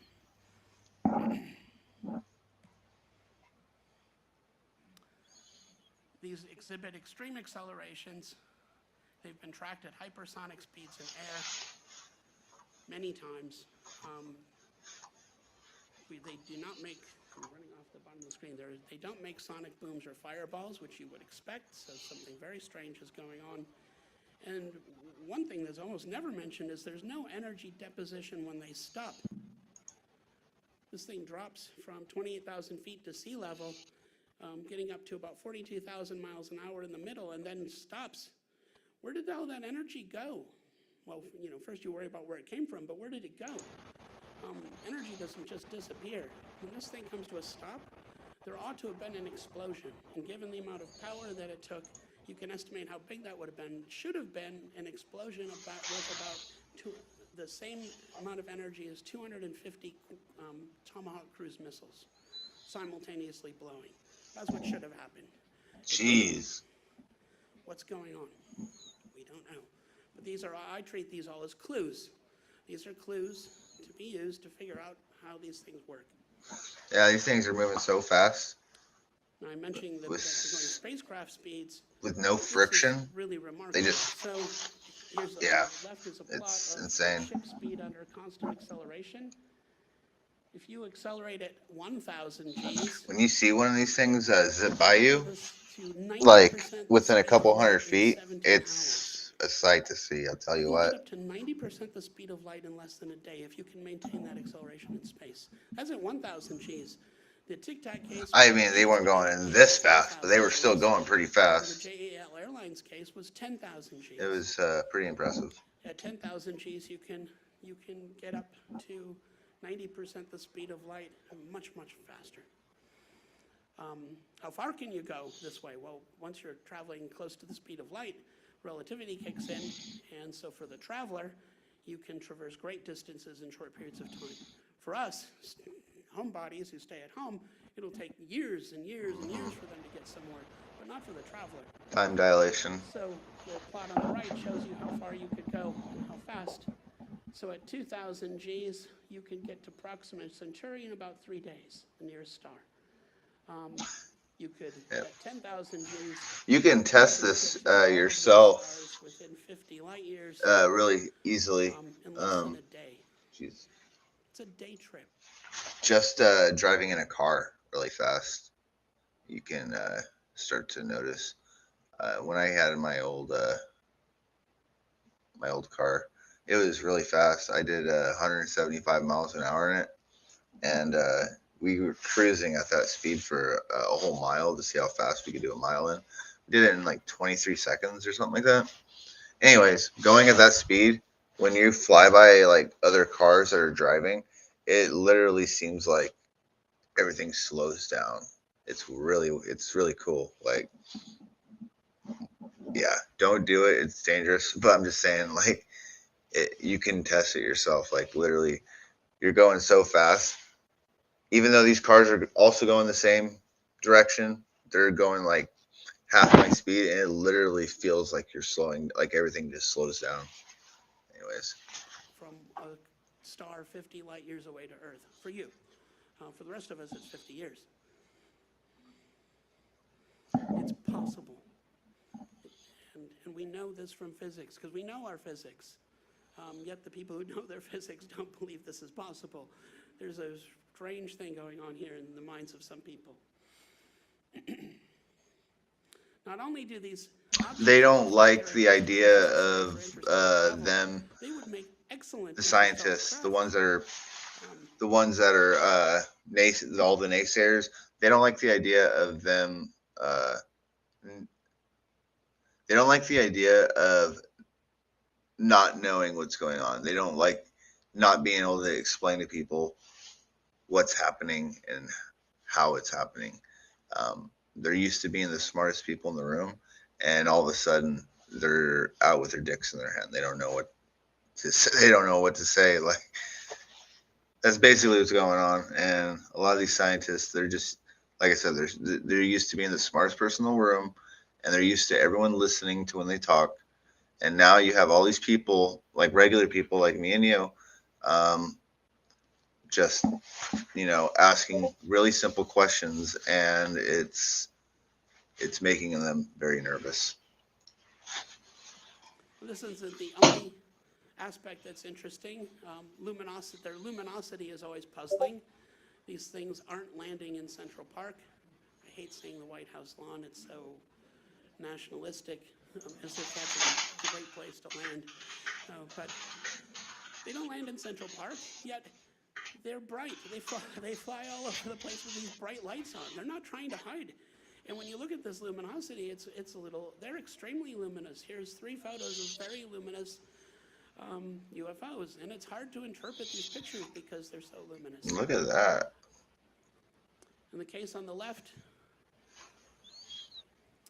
was analyzed by Dr. Bruce Maccabee, and then also summarized and reported by Jacques Vallée. Look at all this. And Look at that. they were able to look at the No idea what that means, but the original photograph and measure the exposure level. I'm sure it's something important. If you do this, you find that the luminosities are on the order of 2,000 to 30,000 megawatts of light coming off of this craft. Who the heck needs 1,000 megawatt lights? And what would you use them for? Why would you do this? It doesn't make any sense. I have no idea what the purpose of such a light would be. If you perhaps couldn't help it, if you had a propulsion system that somehow gave off light like this as a byproduct, that would give you a clue as to how their propulsion systems work, which is interesting. That's what I'm interested in. But then you have to worry, what kind of people have propulsion systems that waste thousands of megawatts, and they don't really care about it. That tells you something about the amounts of energy that they're willing and able to play with. So maybe this is important information. Now, it's possible that the assumptions that went in here was that the object was radiating uniformly. Now, if you're putting out 30,000 megawatts of light in this picture, the amount of light hitting those clouds would be about 1/3 of total daylight. And you don't see the clouds being illuminated, so it probably isn't shining uniformly. It could have been that it directed a light at the planes. And if it did that, you can revise the estimate, and you get a much lower estimate of the power, which is comes up to close to 2 kilowatts. Still a lot of power for a light, and why it would shine a light at the airplanes flying by, again, it's hard to interpret what's going on here. But it's extraordinary, certainly. So Dr. Vallée had summarized other luminous power estimates from tens of kilowatts to 500 megawatts. Thousands of megawatts of power itself is shocking. These powers are, again, on the order of what you expect from a nuclear power plant, and they're similar to what we're seeing in the maneuvers. So there's some interesting information here. Now, there are also electric and magnetic effects. Whoops. You might recall the scene from Close Encounters of the Third Kind, where Richard Dreyfuss is in his truck investigating power outages, and the UFO flies over his truck and the truck stops running. McCampbell in 1983 had identified several automobile interference types. You get an engine disruption and failure. The engines sometimes fail to restart in the vicinity of a UFO. And when the UFO leaves, sometimes the engine restarts. When I saw that in the movie, I was like, oh, this is just silly at this point. Engines don't just restart. You can't just, how is the UFO magically restarting the engine? Well, if you think about the physics, you can reason through this, and this is what McCampbell had done. If you have a strong enough electric field around this UFO, you could possibly be ionizing the air. How strong is this field got to be? It's got to be on the order of 3 × 10⁶ volts per meter. That'll short out the spark plugs in the car. It'll short out the distributor cam, so the car will stop running if it's a gasoline engine. If you have a diesel engine, 170 in this movie, it should not stop running. Sorry, Spielberg. So his car should not have stopped. Now, what I found fascinating, basically, what we're doing here is kind of fun. We're using a vehicle as an electric field detector. I don't have to calibrate it, so I can go back and look at reports, and you can rather sometimes trust reports because people probably don't have much of a hard time telling whether their car died or not. So, all right, so if you are shorting out the spark plugs, the engine can't fire, so the engine stops running. Why would a car restart? Well, this is basically a circuit diagram of the circuitry in an old car, a pre-computerized car. You're shorting out the spark plug, it can't fire. You're also going to short out the distributor cam, so you've got current running through the primary of the ignition. He needs a laser so pointer. This ignition coil has a magnetic field. And the way the car works is it creates a magnetic field. It then turns off. That magnetic field collapses, induces a current in the secondary at a higher voltage, which goes to the spark plug and it fires. Now, when the UFO is hovering over here, you've shorted out everything, so the spark plug can't fire, but you've got a large magnetic field sitting at the primary coil. Now the UFO leaves, the switches all stop shorting out, the current stops flowing, the magnetic field collapses, induces a current in the secondary, which sends a pulse to the spark plug. And if you work through how the stroke of the engine works, the 720-degree cycle stroke of an engine, you find that the power stroke takes 145 degrees out of that 720 degree stroke, which is about 20% of the time the piston is in a power stroke state. And about half of that time, it has got fuel in there ready to fire. That pulse comes and hits the spark plug. 10% of the time, that piston will fire, the car restarts. And if you look at the data, you find that only 10% of the cars that are stopped by a UFO restart when it leaves. The numbers match. Wow. Roediger's catalog, UFO That's new. I didn't know any of that. The engine stops, and then 27 of those And restarts when it I know a leaves. lot about You the can understand subject. this A lot. To understand how the system works. Physics. That's new to me. It's not magic. These things are not magically starting up a car. It's actually reasonable. Right.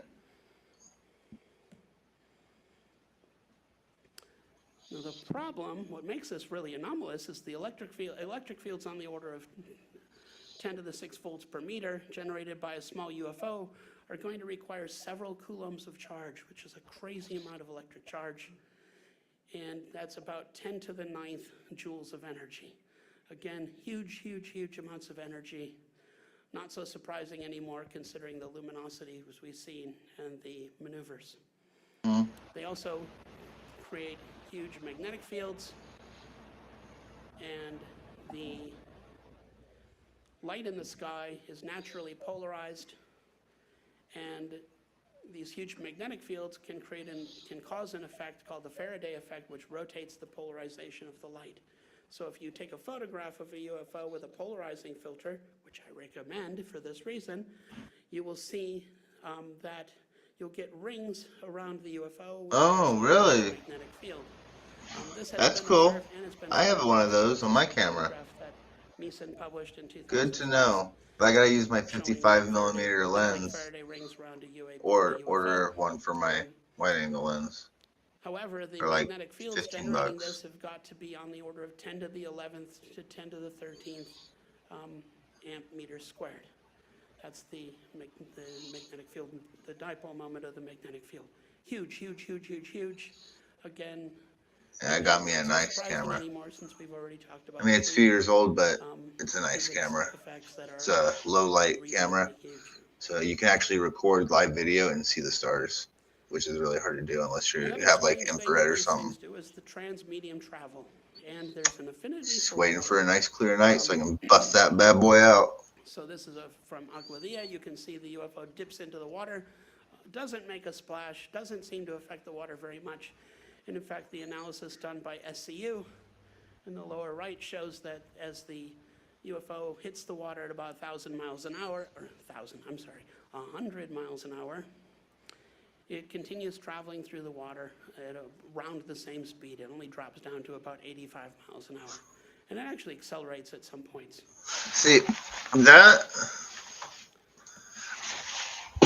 I don't know if we can actually say that that thing went in the water. For all we know, it could have just turned its cloaking on for a couple seconds and flipped it back off. I mean, it's in black hot, so I mean, you really can't get too much detail out of it. But I don't know. I mean, either way, it's some crazy tech they got, so it doesn't really matter how they're doing it or what they're doing. Either way, it's kind of unexplainable. More remarkably, I talked to veteran David Barnett from New Zealand. He was a sonar operator on the HMNS MZS New Zealand, Southland in New Zealand in November of 1986. This is when JAL Airlines happened, right? I just realized this. In February, so they were performing exercises where they would leave out of Auckland, head out of the Hauraki Gulf into the Pacific Ocean, and then turn around and come back in, and they were to turn on their sonars to see if they were being followed by unidentified submerged objects. And they were followed. They would do this several times a day for weeks. And many times they were followed back in, usually by one or two small USOs who that did not have propeller wash, so they couldn't identify what they were. And as they got back into the Gulf, the USOs would usually take off. In one occasion in February, they were followed by a large USO which beamed about 150 feet wide. And when they finally made a sharp turn where they had to bank at about 45 degrees at 20 some knots, they were able to get a view from it from the side, and it was 800 feet long. It's about 30% longer than a Typhoon class submarine. This is a big craft, and it was following them, and it did not break away once they got to the Haruki Gulf. So they maintained top speed. They made some more turns to try to shake it, and when they did this, the 800-foot USO closed the distance of 20 kilometers. It was 20 kilometers behind them. It closed that distance in about 30 seconds, went under their ship, and killed all the power. The ship lost power, the batteries drained. They were basically adrift and couldn't call for help. And they had to wait for 4 hours before they could wave down a fishing boat to be able to call for help and be rescued. You can estimate the minimum speed of the USO underwater. The minimum speed is around 1,500 miles an hour. That would assume that you immediately accelerate to 1,500 miles an hour and then cruise under the ship. The minimum acceleration, though, would be one where you accelerate at a minimum rate of 4.5 Gs underwater, but reaching a top speed of about almost 3,000 miles an hour. These things are very strange, and it's really bizarre because just like UFOs don't seem to interact with air, this thing didn't seem to be worried about any water resistance. However, the sonar still worked. And sonar works by a pressure wave hitting the craft and bouncing off. So if a pressure wave can interact with the craft, why isn't the craft seem to be interacting with the water when it's moving? Maybe we're not understanding how they're moving at all, and we've got some work to do here. This is not old. The transmedium travel of UFOs has been observed and recorded for about 140 years.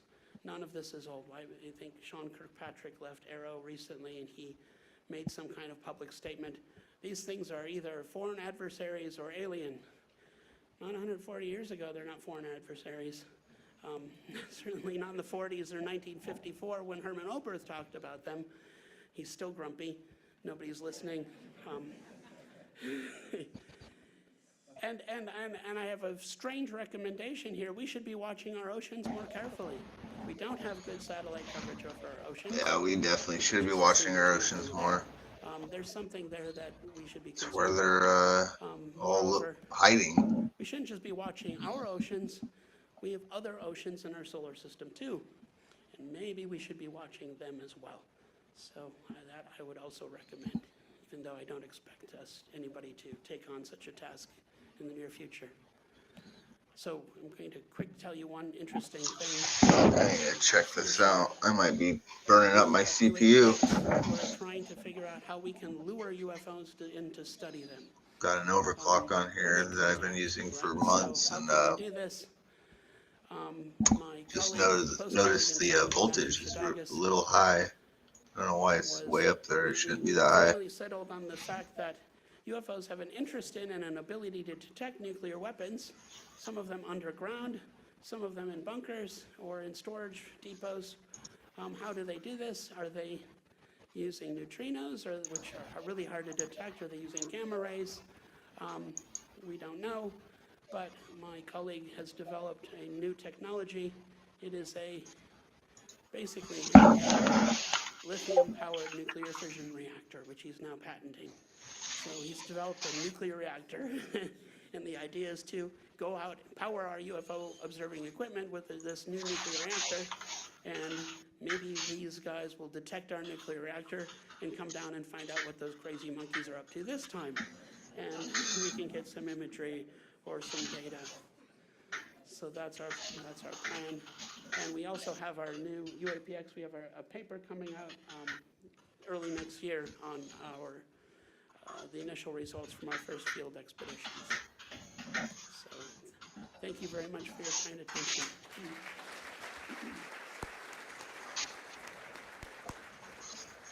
See that? Feel free to chat in the chat box if you have any requests or questions or anything you guys want to focus on for the rest of the night. What's up, Kurt, and Theories of Everything? All right, I got another video ready for us to watch. 1 second.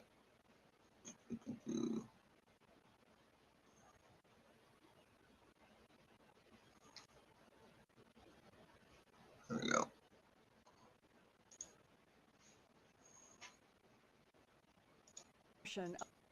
Today, July 5th, Representative Tim Burchett from Tennessee is quoted by the Washington Examiner as warning, quote, UFOs are beyond control in our military airspace, and UFOs are, quote, at the top of the importance ladder, close quote.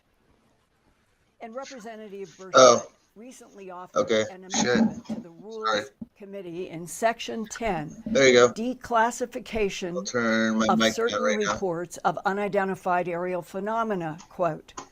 In general, not later than 180 days after the date of the enactment of this act, the Secretary of Defense shall declassify any documents and other records in the possession of the Department of Defense relating to publicly known sightings of unidentified aerial phenomena, close quote. And an example would be Roswell in 1947 and so many other where it's gone public and there are eyewitnesses. And there's more coming, possibly a congressional hearing yet this month of July 2023, which is 76 years after the July 1947 historic front page of the Roswell Daily Record that headlined, quote, RAAF, that's Roswell Army Airfield, captures flying saucer on ranch in Roswell region, close quote. And finally, some United States House and Senate representatives seem serious about opening up the truth that very advanced craft, technologies, and non-human intelligences are interacting with Earth and our solar system now and have interacted for not only the past century, but for thousands of years. Many humans since World War II have encountered non-humans in bedrooms, cars, pastures, remote forests, and sometimes a beam of light is used to transport the human into the craft. One person who has had many interactions with another intelligence since 1985 is writer Whitley Strieber. I'm holding up right now the front of his very important and valuable book, which is Communion, A True Story. It was first published in February of 1987. That's nearly 40 years ago, and it's as current today as it was then. This cover provoked thousands of people worldwide to speak up for the first time, astonished that this face matched their own hidden secret encounters with alien beings in some of these people's experiences. Since February 1987, Whitley has produced more books about his ongoing encounters with a variety of gray alien types. He has also met a blonde-haired, blue-eyed Nordic type and a 5-foot-tall praying mantis. And now he has released this new book simply called Them. On the cover are 3 gray humanoids that Whitley says are about 5 feet tall with much longer heads than humans have. Their large, round, black, glassy eyes stare straight ahead at the reader, while Whitley explores questions that few ever knew enough to even ask back in 1987. Why are they interested in us humans? Is it our soul? Are they linked somehow with near-death experiences? They continue to warn that human survival is not guaranteed as Earth rapidly changes climate. Here now is where our discussion about them began. Could you please start by looking at the 1987 pale-skinned entity on the communion cover versus the strange-looking beings on the cover of Them in 2023? The two covers reflect two different things. The first cover communicates the power of the eyes that I saw. The eyes were vividly alive. And the second cover is intended to communicate the strangeness of the experiences people are having. And there are beings that have much smaller nostrils, little holes. And another type is what you have in Them. It's a huge upper above the eyes and a very small chin. It's like I'm looking at two different beings over all these years. That's why I wondered, is there a distinct difference between the way they've handled you or how you telepath or anything compared to what happened back in the 80s? Well, back in the 80s, I was kidnapped and roughed up considerably. The relationship I have now is much more nuanced and complex. What they were doing on that night in 1985 was basically one thing. They were extracting semen from my body. And that the ones from the 1980s that were interacting with you in Accord, New York, 100 miles north of Manhattan, they are a different type, perhaps, overseeing those today on the cover of Them?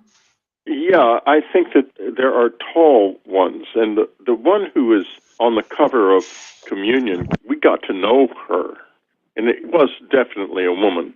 In terms of the female figure, in later writings, I think you referred to you having a sense that one of the beings played a role in Samaria or Assyria or Anunnaki.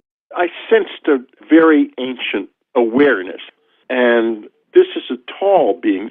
She was over 5 feet tall. But there were others with her who were very small and who were very peripheral by comparison. I've seen the Nordics. I've never, to my knowledge, seen the tall whites. I have never, to my knowledge, seen the mantis beings except one time, but it wasn't large. It was about 5 feet long, which is, I mean, big enough for a praying mantis when you're in a room alone. Well, this leads. I think I had an encounter with a mantis. I didn't see it, but I think there was one around me. When I was having one of my sightings, I had a clicking noise in my ear, and it was like it was inside my ear, and all I could relate it to is like some type of insect. This is what it reminded me of. It freaked me out. Leads to one of my first questions that I wrote down in a notebook when I was reading Them. And it was your words in the book, quote, "Whoever is here is creating a theatrical presentation about themselves in our memory and therefore in our collective imagination," close quote. I felt you are penetrating a truth here, but could you flesh this out for a general audience exactly what you mean? Yeah, the first time that idea came into my mind was years ago when my wife Ann commented with regard to the UFO phenomenon, the lights and objects in the sky, that the visitors were creating a theater in the sky. This whole thing, it is definitely theater and story that animates the whole Close Encounter movement. That something else, non-human intelligences, is actively trying to harvest something from us, humans on this planet, on a regular basis. I think so. I think that's a great deal of what this is all about, and I think it's probably why they don't want us to go extinct. And we know they want us to survive by the way they're acting. And I'm not so sure that they're being successful, but they are trying.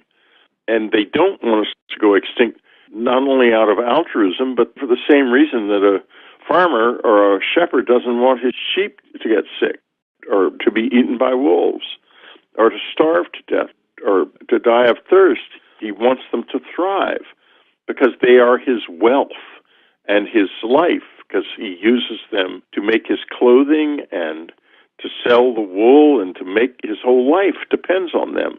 I made a note on page 56 of them, quote, "If the secret of missing time is that souls may be traded out of bodies, then what are we humans?" Close quote. I think that we are generators. We generate novel experience. We generate energy. And I've been taken by the visitors, by the lady we were talking about a minute ago, all the way back to the moment I first walked. I relived that moment as if it was still happening. It was that vivid. And it was as if I had returned to my baby body with a present adult consciousness and awareness, and was in the baby body as I took my first steps in this awareness. And if they can do that, then they have access to the whole vast array of a person's life. You know, in my 2-volume Glimpses of Other Realities, in volume 2, I have a 106-page chapter with illustrations that were done by people I interviewed, in which people in a craft with a variety of beings, greys, praying mantis, and small greys and others, that there are tubes and they're seeing bodies, some human, some extraterrestrial, in preservation tubes, and they are told that it is important to keep the soul inside of the container it was born in for a very specific length of time before they were separated, and that the gray and praying mantis group had this preservation process with hundreds, maybe thousands of these tubes with humans and ETs in them. The beings tried to explain to one of the females who was shown her body in a tube, and that they were going to take her and they were going to do something that would keep her alive because she'd had rheumatic fever and she could die early from heart disease. It all seemed very positive, but each person that told me about these experiences of being transferred from inside their current body into one of these bodies in a craft, they were confused about exactly what was happening. And in page 142 of your new book, Them, you wrote, "If visitors are in control of a soul that is real, but which we don't even know exists," meaning humans for the most part don't relate to souls very much, and if they possess technology that can affect the soul and have motives for doing so, it is urgent that we humans understand this. Absolutely, because there is a predatory aspect to this, and who's to know if there are some good farmers and some bad farmers, some shepherds and some rustlers who steal. There's every evidence that this is not at all homogeneous. And we may have this extraordinary ability to create this energy, this life energy that is so desirable, because we are very dense and totally embedded in the stream of time, and we do it naturally. For us, every moment is new, always. It may not be new. This may be all mapped out for all I know. But we experience every moment as new, and we get the energy of it as if it was new. If somebody comes along and takes from us what they shouldn't take, say, from the shepherd analogy, instead of shearing the sheep, they decide to eat the sheep, then all bets are off, of course. And it's suddenly a very different sort of a game. And we have to get into a level of understanding where we are with who we are with. We need two things to do that. One is an awareness of the soul and the penetration of the attention into the soul level. and two is an understanding of exactly who is here and a good idea of what they want and should have and should not have. In other words, we need to understand our situation and where we are, so we convert ourselves from being sheep in a flock to being companions on a journey that we are all taking together, and that is communion. We're not there yet, but until our side of it is self-empowered with understanding and insight, we'll never be there. And on page 194, you wrote, quote, "The military may well be dealing with this kind of situation. It seems possible that it is engaged in a hidden conflict and has been for years and is concealing it behind a shield of denial to the public. Whether it has tried to do so or not, it has not prevented uncontrolled close encounters and abductions. The only time the true extent of the encounter phenomena emerged was when Anne and I received hundreds of thousands of letters after communion was published. I'm sure that the military possesses advanced weapons that we in the public know nothing about, but it seems pretty clear that they can't dominate this strange shadow-haunted battlefield even if they are trying," close quote. I thought that summed up the last 80 years, and I wondered what your perspective is right now in July of 2023 about the internecine warfare still ongoing in the Pentagon, while the rest of us are saying humans deserve the truth. To not tell the world the truth is an abuse. I think it's very much an abuse. What should have happened had we had a wise president in Harry Truman, not a frightened one, and he would have called together not soldiers and the scientific support for soldiers, the weapons builders and the airplane builders and the engine builders and all of those people, which is what happened. But he would have called anthropologists, sociologists, philosophers, religious leaders and theologians, as well as those engaged in the defense of the body, which is the military, because these other people would have become engaged in a new kind of defense, which is the defense of the soul. But unfortunately, it went in a completely different direction, and before you knew it, we were shooting at them, and I show that very clearly in the book. And it's not that I have secret knowledge at all. If you read the newspaper clippings, you can see that what happens is consistent, that the real story comes out, and then a little while later, a substitute story comes out that explains it all away in usually a fairly puerile manner, a ridiculous manner. Yes, and you wrote, quote, "The public continued to be bombarded with cultural signals that these UFO and ETs, secretly taken seriously by the military, were so absurd," meaning what was given to the public, "were so absurd that even speculating about UFOs and ETs would brand someone a fool. The UAP interests could and did ruin careers. The people who might have been able to understand were locked in an invisible prison of lies. And their only response, meaning our government at the time, was to shoot at unknown craft that violated their rules with no way to know whoever was controlling the craft was even aware of those rules or able to understand them, or even if they could receive the radio warnings that were routinely transmitted, meaning from the United States." Yep, and that's where we went wrong. And we're still there. And right now, the Defense Department is frantically trying to hold the line against an increasingly restive Congress. And whether they will succeed or not, I don't know. I doubt that they will, because I think that the visitors are engineering this and have been from the beginning.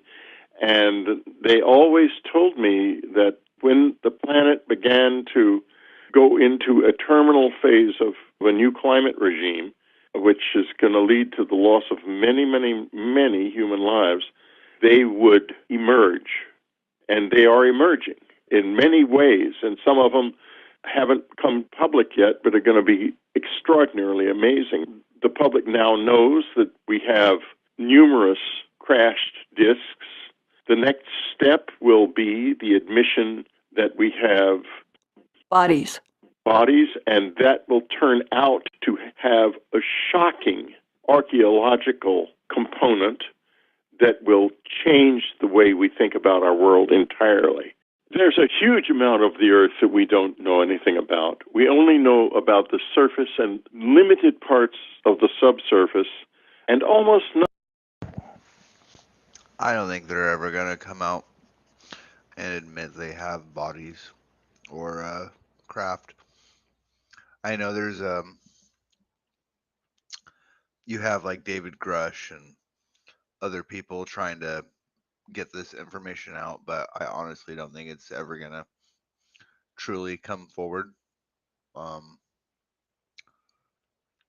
think they just want to keep us grasping at straws, keep us guessing. They're never gonna give us anything concrete. Nothing about the deeps of the oceans. We have to understand that this is not only something coming from above, but maybe more importantly, they have been part of this world for so long that we might consider ourselves the newbies on the block, that this might be more their world than it is ours. When the whistleblower David Grush first emerged in the beginning of June of 2023 about his knowledge of extraterrestrials and UFOs, who do you think would have been behind the attack by Kirkpatrick in the Aero Office in the Pentagon that Grush information was not true? Who would have had the power to attack? I think that Congress has got to do some soul searching about what they keep classified and what they don't. Because what keeps coming out of these hearings are relatively bland reports to the public. But what is happening behind the scenes that we can't see is obviously very provocative, or the hearings wouldn't keep growing and moving forward and going deeper. And they need to think about, are they playing into the hands of someone who wants to keep this secret by having these hearings and then institutionalizing the secrecy even more deeply by saying that these committees agree that this or that has to be kept secret, that the public can't know it? How can they decide? They can't decide. And I think that if it continues, if we continue to not be able at every level of our culture into the ordinary lives of ordinary people, if we do not get to know this and to embrace it and to study it and to contemplate it, to chew on it publicly, they're going to literally hold us hostage to the truth until a lot of us die. Right.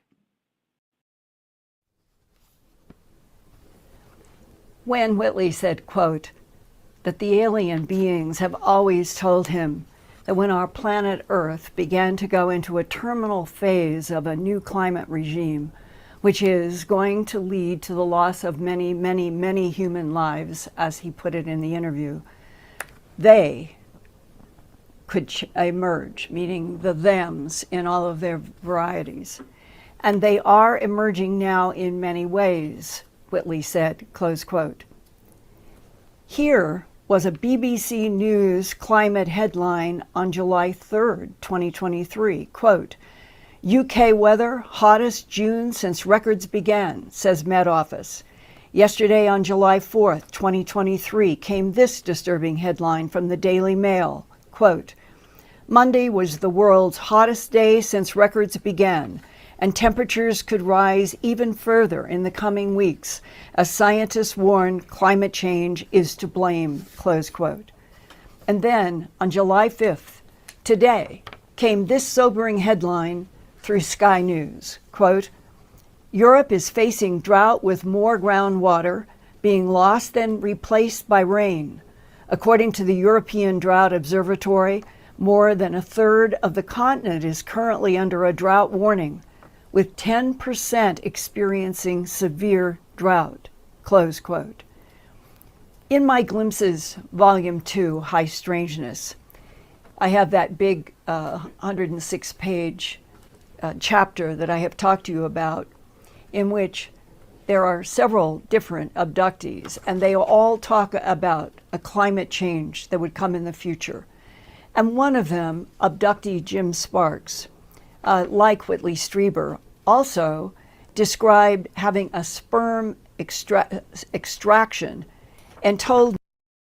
You know, after I had my experiences back in May of 2023, I have become a lot more conscious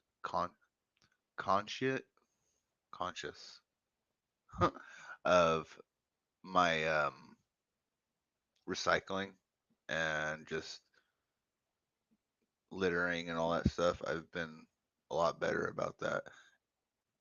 I used to be bad when it came to like recycling. I never recycled. Now I recycle every week. Matter of fact, I need to go put out my garbage and recycling tonight. Me that Linda, quote, reading now from Glimpses Volume 2, the aliens scan us and know us better than we know ourselves. Yes, they do. Yes, they most certainly do. Their technology gives them the ability to scan and record every minute detail of our lives. Even lost memories are pulled out. And semen extraction was common with me. Was I offended at first? Yes. Did I feel degraded at first? Yes. I ain't never had nothing like Do I feel that way today? No. Because now I have a better I guess that understanding. happens to people. Not only do the aliens take to my semen knowledge, from I've men never been and eggs from probed or women, had anything they pulled also out of me. extract other raw I'd be materials from freaking us out if I did, humans. though. And the reason is to create those little gray worker drones as a commodity to trade on a galactic scale. It's like they farm us for raw materials. And I hope that in the audience tonight, wherever you are around the world, that if you found yourself saying, listening to Whitley, or listening to what I just read from Jim Sparks, that's happened to me, but you've never told anyone. I am hoping that Earth Files YouTube channel can be an intersection for you being able to be comfortable to let me know information that ranges from genetic to science to aerospace and beyond. And that The message that I was given basically was to be better. It all starts with you inside. I think if we're all better people, the world will be better. And it just starts with little things like being courteous. When you're going through a store, letting someone, walk in front of you, or being courteous when you're driving. These little things like that will have an impact on the world. If everyone just starts being a little nicer to each other, I think we can make a big change in the world. That's just the message I was given. if I feel, I've asked various people when I have quoted those very specific paragraphs that I shared with you right now, do you feel better when you realize that there are other people and that there may be at least some genetic evolutionary reasons for what has happened in the abductions, in egg and sperm extraction, perhaps even in the animal mutilations, which I have become convinced is an extraction of materials for two reasons: sustenance and genetic manipulation. And most people that I've had discussions with, even though they won't come on with a full name sometimes won't even talk without having their voices altered. I am beginning to see more and more very serious letters corresponding with tremendous detail. And it could help all of us if we can keep sharing details about this multifaceted, I'm going to say, I think we're in the process now of a huge introduction and handshake to at least one or more of the other intelligences that are based on this planet in this. Yes. Contact will increase, sightings will increase, and eventually we'll get to a point where so many people are having experiences that everyone's going to be talking about it, and it'll eventually get to the point where it's all out in the open and everyone will have to accept it as fact, basically. That's where we're moving to at this point. Solar system and beyond have been for millennia. Our government knows that, and it is encouraging that representatives like Representative Burchett are beginning to speak more frankly. And in that whole context, I urge those of you with a military aerospace background, medical background, science background, environmental sciences background, if you have been in the category of being an abductee, having interactions, please get in touch with me directly to my email address, earthfiles@earthfiles.com. Think of a reporter who files news about the Earth. earthfiles@earthfiles.com. And helping me in all of this, all of the time, is Ian in England. And he interacts with the comments and the chat. And so there are many of you who interact with him. And these words were just to evolve from what I thought was a really important interview with Whitley to the fact that the more that we are exchanging facts, the more we are changing evidentiary content, I think the better it becomes. And I hope that you agree.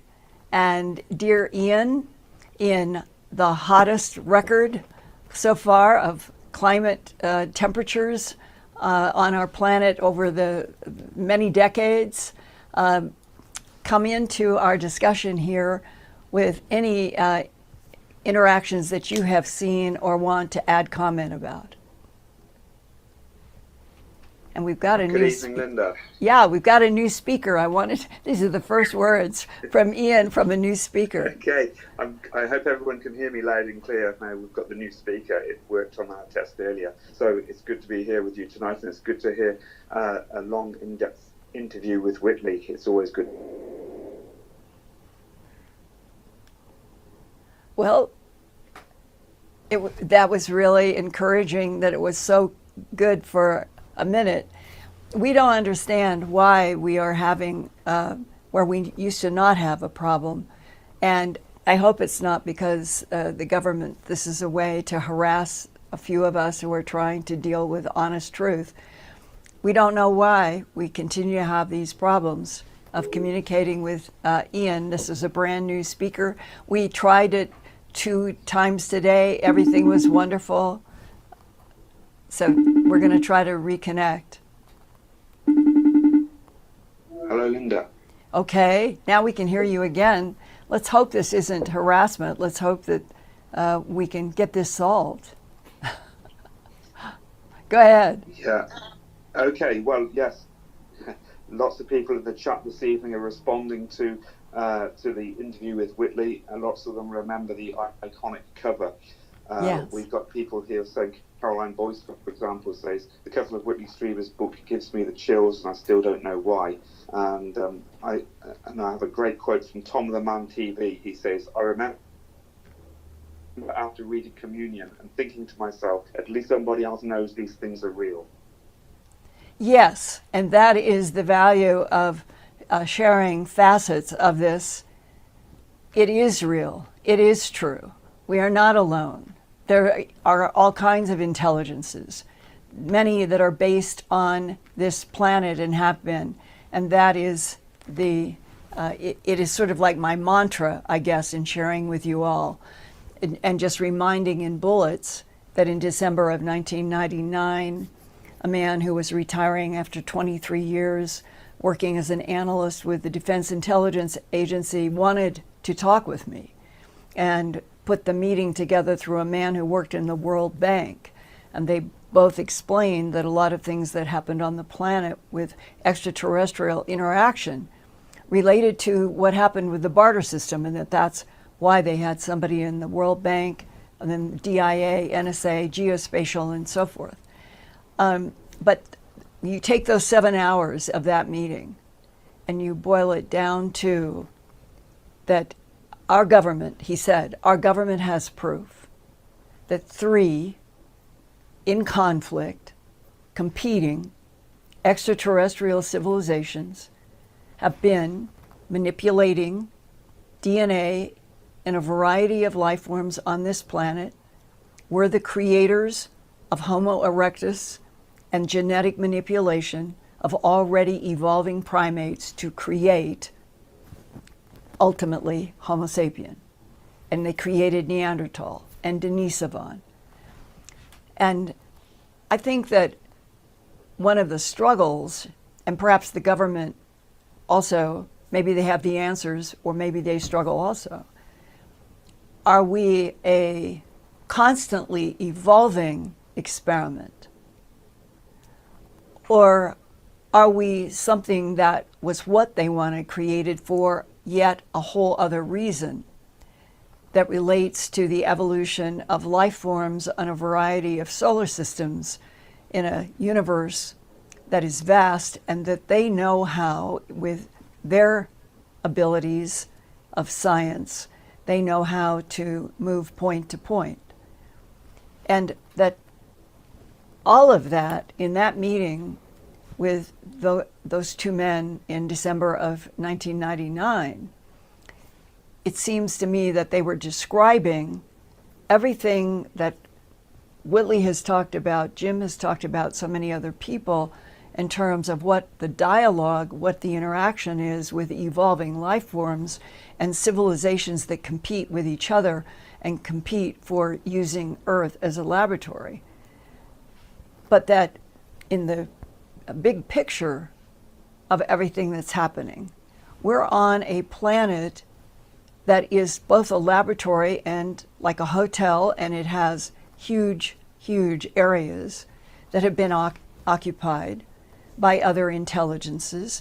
And those are the kinds of content that are beginning to emerge a little bit by, we'll call it the effort to get Congress to have legitimate, honest hearings, taking all of this very seriously, and finally, for the first time, talking to the citizens of the United States and beyond, very honestly, about what exactly the current situation is between Earth and other civilizations and other solar systems.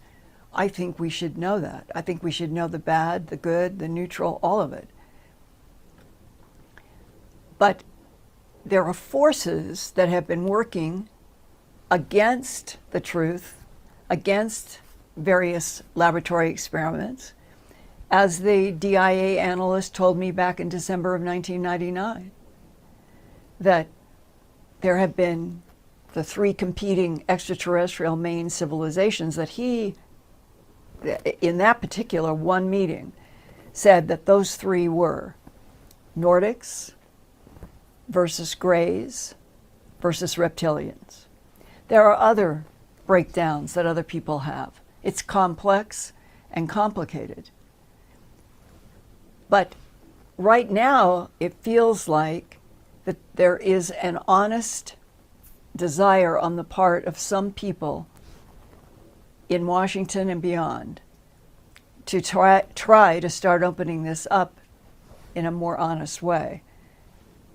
the very fact that congressional hearings are only being hinted at, that there might be a congressional hearing, open door or closed door entirely, maybe sometime in July. It seems strange when the subject matter is so large and is the history of this entire species, Homo sapien, that you would think that we would be moving much more rapidly to just open up the fundamental truth we're not alone in the universe and explain what is known. But however they're going to play this out, I'm going to keep trying to bring to you what I think are some of the more important voices, insights, perspectives that would help all of you who want people. Coming up on this episode of Belief Hole. For centuries, dark stories of unusual events have been whispered around campfires in the wilderness of North America. From strange stories of lurking creatures to the unusual clusters of unexplained disappearances, to the countless folk tales and unsettling native lore that shroud the landscapes of these majestic regions. These alluring places of mysterious beauty have become our national parks. What dark secrets do they hide? What strange power might they conceal? The trail is laid thick with danger and whispers of the unknown. So grab your compass and triple check your firearm as we venture deep into the heart of the Belief Hole and explore the national park's containment theory.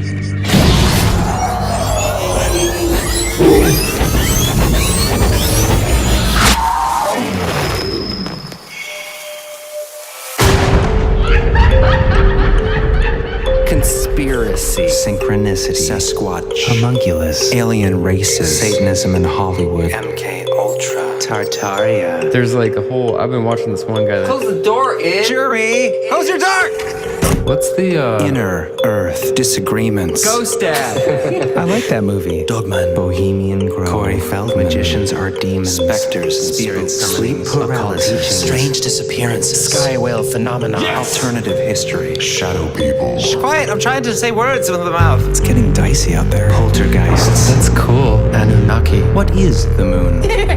Elf Towers. I would never talk about. That's old. Y2K. Cover-ups. Apocalyptic catastrophe. Vampire. Well, hello. Hi. Welcome to Belief Hole. I'm Jeremy. I'm John. And I'm Chris, and we've got a great episode for you today. We do. We're in a new place. Yes, we're in a new studio. We're pretty excited about it. It's pretty cool. I have room to walk around behind Chris without knocking a sound panel off the wall, so that's helpful. That's good. So welcome in. Yes. We're excited to be here. Welcome to be here. What are we doing, Jer? Okay, so today, my friends, is going to be a pretty special episode. What I'm bringing up today, it's a bit of the crazy corner, right? It's a bit of my crazy corner. This episode will be rampant with speculation and conjecture, two of my favorite things. But it's something that we have to do to present a theory. Mm-hmm. Now, any theory in my mind is something, well, an Einstein quote, right? Imagination is more important than knowledge. And I don't know if that's how I'm attributing it is correct, but I used to have it on a poster, so. I remember that. You were such a cool kid. I was not. What I always attribute that to is in order to prove a theory or discover anything new in science, you need to have the imagination to speculate, hypothesize a possible scenario. So that's what we're doing today. You certainly are on this one. I guess I should tell you what it's about. It's about what I call containment theory. Specifically with regards to the national parks. Now, this ties in the concept of missing 411, strange disappearances, paranormal phenomena, supernatural creatures. But before I lay all this out, I just want to say, well, firstly, we're going to get comments we always do when it comes to missing 411, because we tend to laugh on our show and have a good time. People think we don't take seriously people that go missing. Obviously we do. Right. It's a very serious subject. but we're exploring an aspect of that phenomenon tied to other things that I think is really intriguing and can be pretty compelling. Yeah, and again, this is an out-of-the-box theory. We're not making any claims of certainty, obviously. This is, I think, an interesting new angle on it. Yes, it's a way to potentially explain why there are these clusters of missing people. And how'd you come across this idea? You mentioned it a few episodes ago, but I remember... Well, okay, so this idea occurred to me, but it's like anything else. People have the same idea at the same time in different places. It was my idea, and then I see it. It was on an episode of American Horror Story. They did like mini episodes, and one of the episodes, which I didn't think was great, but the concept shocked me because that's what I've been talking about, was specifically national parks hiding something, trying to contain, control. Right, like the national parks being formed as a structure to hide secrets within the park. Yeah, if you want, I'll just break down kind of my bullet points, the structural underpinning of this theory. Just Are you going to explain why you think it is? Yes, I will. That will get us into the heart of the episode. But just to lay it out, the concept, the theory, suggests that the parks were initially created in part potentially to mitigate the consequences or effects of specific unexplained phenomena in these special places. Specific phenomena that may or may not be triggered by geological phenomena such as the volcanoes, geysers, magnetic fields maybe, the cave systems that branch out throughout the United States that have not been fully tracked, that populate in a lot of the parks, that connect with these sightings of creatures, people going missing. It's kind of the big theory of everything for this kind of strange phenomena, all tied around national parks, and the idea that maybe that's why these parks were initially put into place. And we're going to get into that. We're going to get into a little bit of the history of when these parks started. I'm going to suggest some potential realities around the beginning of the parks, but with just little nodes of interest that could suggest why maybe there's a deeper reality to that. So that's going to be interesting. Is it sort of like the house in 12 Ghosts? 13 ghosts? 13 ghosts. 13. You know, the house was like a containment unit for all those ghosts. Yeah. Except the only difference is, great movie, by the way, with Matthew Lillard. I know. I just wanted to say that because it's such a good movie. Such a good movie. I watched it a couple weeks ago. Such a good movie. And Matthew Lillard had spit coming out of his mouth. Like, I think they hired the spit first and then Matthew Lillard, because every movie. He's awesome. He's great, though. But so it is in the sense that, yeah, there's a containment area. There, even Cabin in the Woods was a movie that had this kind of concept, which is actually a pretty good movie. Great movie. Joss Whedon, I think. But it's different in that movie, the house was built for that purpose, right? Well, it was built to, spoiler alert, to conjure at the end of the film to get all these people together to sacrifice. It's a whole thing that leads up to the third act where, as in you're talking about, is there's a discovery made that there's maybe something going on at Yellowstone, for example. Exactly. Let's do some governmental overreach. Let's take some land, lock it down, and subvert the information getting out that there's strange things in these areas of our world. Right. And I know this requires a lot of suspension of disbelief. Yeah. Okay, so bear with me for that. But I think it is a really interesting idea. I would say colorful. Colorful. I mean, obviously it ties into some very not fun things Right. like disappearances and tragedy. Absolutely. But I think the concept is interesting and colorful. Yeah, it's a good way to put it. So what if our great hunter of a president, Theodore Teddy Roosevelt, what if when he established the national park system in 1900 something in my notes, 1916, what if when he did that, yes, of course he was a conservationist. He was a naturalist since he was young. He was a sickly child and then ended up outdoors and falling in love with it. And he's got the bona fides to prove that he loved nature. It was probably not his idea if this is the reality behind it. Was he co-opted? Was he knowing that if this is real, that this was something that needed to be locked down? Because let's just imagine that when he enacted it's called now the Organic Act to create the national park system, creating these national parks around the country, what if the purpose was to contain what indigenous people have been sharing traditions and stories about for generations, hundreds and hundreds of years? Settlers' experiences. Trappers, settlers experiencing these things that link to that strange phenomena, highly experienced in those places, in these now parks. And of course, that's not to say that this stuff doesn't exist outside of the parks. They do. But what if the reason, besides the natural beauty and all that, is because there is this phenomena so often experienced there?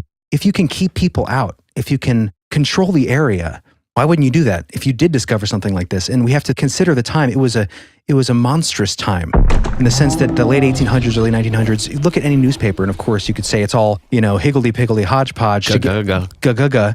Exactly. It's a good way to put it. 3-year-old John appears. What, you could say that it was all made up to sell newspapers, but there are so many accounts, a lot of it can be corroborated, of these creatures, monster sightings. A lot of them linked to national parks. I started going through the records and it took forever, but I started to find them. What if in this monstrous time of discovery, the westward expansion, moving on from that in art history and becoming a contiguous United States, what if we decided we need to keep control of that which we don't understand because there is some stuff here? That is the concept behind today's episode, and I think it's going to be really interesting to get into. Absolutely. What about the expansion? Oh boy, the expansion is going to be... Hold on to your butts. Pretty awesome. For those of you who don't know, we have a bonus episode dropping every time we drop a main episode. That's right. Called an expansion. Just as fun and fact-filled. Yeah, so this expansion is going to be pretty exciting. Actually, it's going to dovetail nicely with what you're doing, Jer, because it is going to be covering strange disappearances, but we're not going to go into the super sad, unfortunate examples of true crime disappearances. Those have their place for sure, but I wanted to focus on people who return and what strange things they experience. Are there patterns in these experiences? These strange examples of calling out to people and rescuers not hearing you, or other people in the forest acting strangely that you see and you go for aid. That's going to be in this episode, right? Yes, but in the expansion, we're going to do more of those stories. There's one in Hong Kong that's going to relate to one in the States. It's a global phenomenon for sure. And we're also going to look at another David Paulides story. So we'll be doing some missing persons return, strange, bizarre. What it's like to go missing. What it's like to go missing, and what are the high strangeness phenomena that occur when you go missing and are fortunate enough to return to tell your tale. So that's going to be part of the expansion, and we might get to some national park monster encounters as well. Oh, interesting. A couple for some spice. Some of the things that they're hiding, potentially. Awesome. But let's get into it, Jared. Let's get into the containment theory. Okay, so let's do it. So, as I said, I think the key element here specifically with regards to Missing 411 are these clusters in these national parks, right? We know that that's the thing that David Paulides has brought out. You can overlay a map of missing people in national parks, and you actually have it, we'll have the notes here, and you can see how those line up. Why are these people going missing? You can say, well, they're hiking. It's a big space. It's the woods. Right. But as we'll get into it, as Chris especially will get into the attributes of these strange disappearances, key aspects to the phenomena that are highly strange, things like suddenly becoming confused for no reason, weather phenomena appearing out of nowhere, fog rolling in right when you reach the summit of a mountain, right, or right when the rescuers are looking, it happens to occur, dogs not being able to track the scent, all these kinds of things that we've touched on before that just make it odd. Yeah, and if you want more stories about specifically the patterns that point to these unexplained disappearances that all connect, check out our earlier Missing 411 episodes. We did a couple Strange Fairies beyond Missing 411. Yeah. This one's going to be more about what people experience and get to come back and talk about, less about the clues of someone who's unfortunately been lost. Moving on from that, in these national parks, what ties this all together is the strange phenomena witnessed and reported. We talked about the native stories and creatures that tie into these areas specifically. We've heard stories of thunderbirds, dinosaurs, all kinds of monsters that are reported that seem to be linked not just in national parks, but in these kind of wilderness regions. And then, of course, the fairy abduction idea. Yeah. And some of your stories that you'll talk about as far as being able to see people, but that doesn't seem like they see you, almost like a trans-dimensional... There's a veil. Block. There's a veil that you may slip through. And maybe when people experience that silence in the woods, that Oz effect, everything goes quiet, which we'll experience in a story coming up from Teddy Roosevelt, actually. That's funny because I have a similar story with that same effect. That'll be in the expansion. Right. Really interesting example in a national park. But just another aspect to this phenomenon. So could these parks have been created to mitigate exposure to this kind of thing? John, didn't you used to hike in that up in Washington? Wasn't there a national park you used to go to? Yeah, Mount Rainier. Oh, that was Mount Rainier? Oh, that's awesome. I got a Mount Rainier story. Yeah, I mean, wild place. Yeah, what was your feeling when you were up in there? Did you just get weird vibes? Yeah, it's like otherworldly, beauty-wise, and just... It's dense too, right? Yeah, I feel like I'm in Jurassic Park or something. I mean, it's just so ancient feeling and just so like grand. Yeah. Definitely feels like things could be there that you're not fully aware of. Yeah, and that's something people experience a lot, just that feeling of being watched. I was going to say that's interesting because one of the stories I have in the expansion is a dinosaur tale, and it's in Mount Rainier National Park in a place called Mystic Lake Campground. I mean, it's very Nessie-esque, but yeah. Nessie-esque. Nessie-esque. I did find when I was searching through those newspaper archives, trying to find late 1800s stories of creatures in national parks, I did find a sea monster that was described very similar to Nessie, which I thought was interesting. Oh, really? Yeah. That'll be a fun archive to get into. It just takes a lot of digging. Yeah, you did some great work on that. So let's get into it. So our key figure in this theory is Teddy Roosevelt. John, you're familiar, right? Yeah. So he was this great hunter, wildlife enthusiast. Right. Actually, here's a great picture of him. He's riding a moose. What? In a river. That looks terrifying. Is that real? I mean, I don't think they had Photoshop back then. No, it's a real photo, but I don't know if the moose is dead. But he's definitely on the back of a moose in the water. I mean, they're some of the most dangerous animals in the world. Yeah. I'm going to Google that. Could be a tamed one. In the wild. Well, someone will know this picture probably. Wasn't he a hunter? He was a hunter too, yeah. He probably killed it. Well, it's an interesting story. This could have been a tame moose that they had trained because, they were doing a lot of weird stuff back then with like grizzly bears dancing and stuff. But someone out there is going to know the answer And someone's to that. going to be yelling at their radio right now. But interestingly, the Teddy of Teddy Bear, so he was in North Carolina, and in one of those scenarios, the people there that were showing around, and probably in the Smoky Mountains somewhere, where a lot of crazy stories happen, they had tied a black bear to a tree and said, "Here you go, shoot him." Wait, Right? what? Yeah, shoot him. Like, we tied it up for you. You can shoot it now, Mr. President. And he's like, that's pretty unsportsmanlike, and Yeah. he refused to shoot it. Well, yeah, I would think. And someone heard about that and wrote a story about it. And I don't know if it was that person or someone else who heard that story, created a bear to sell, and it was called Teddy's Bear.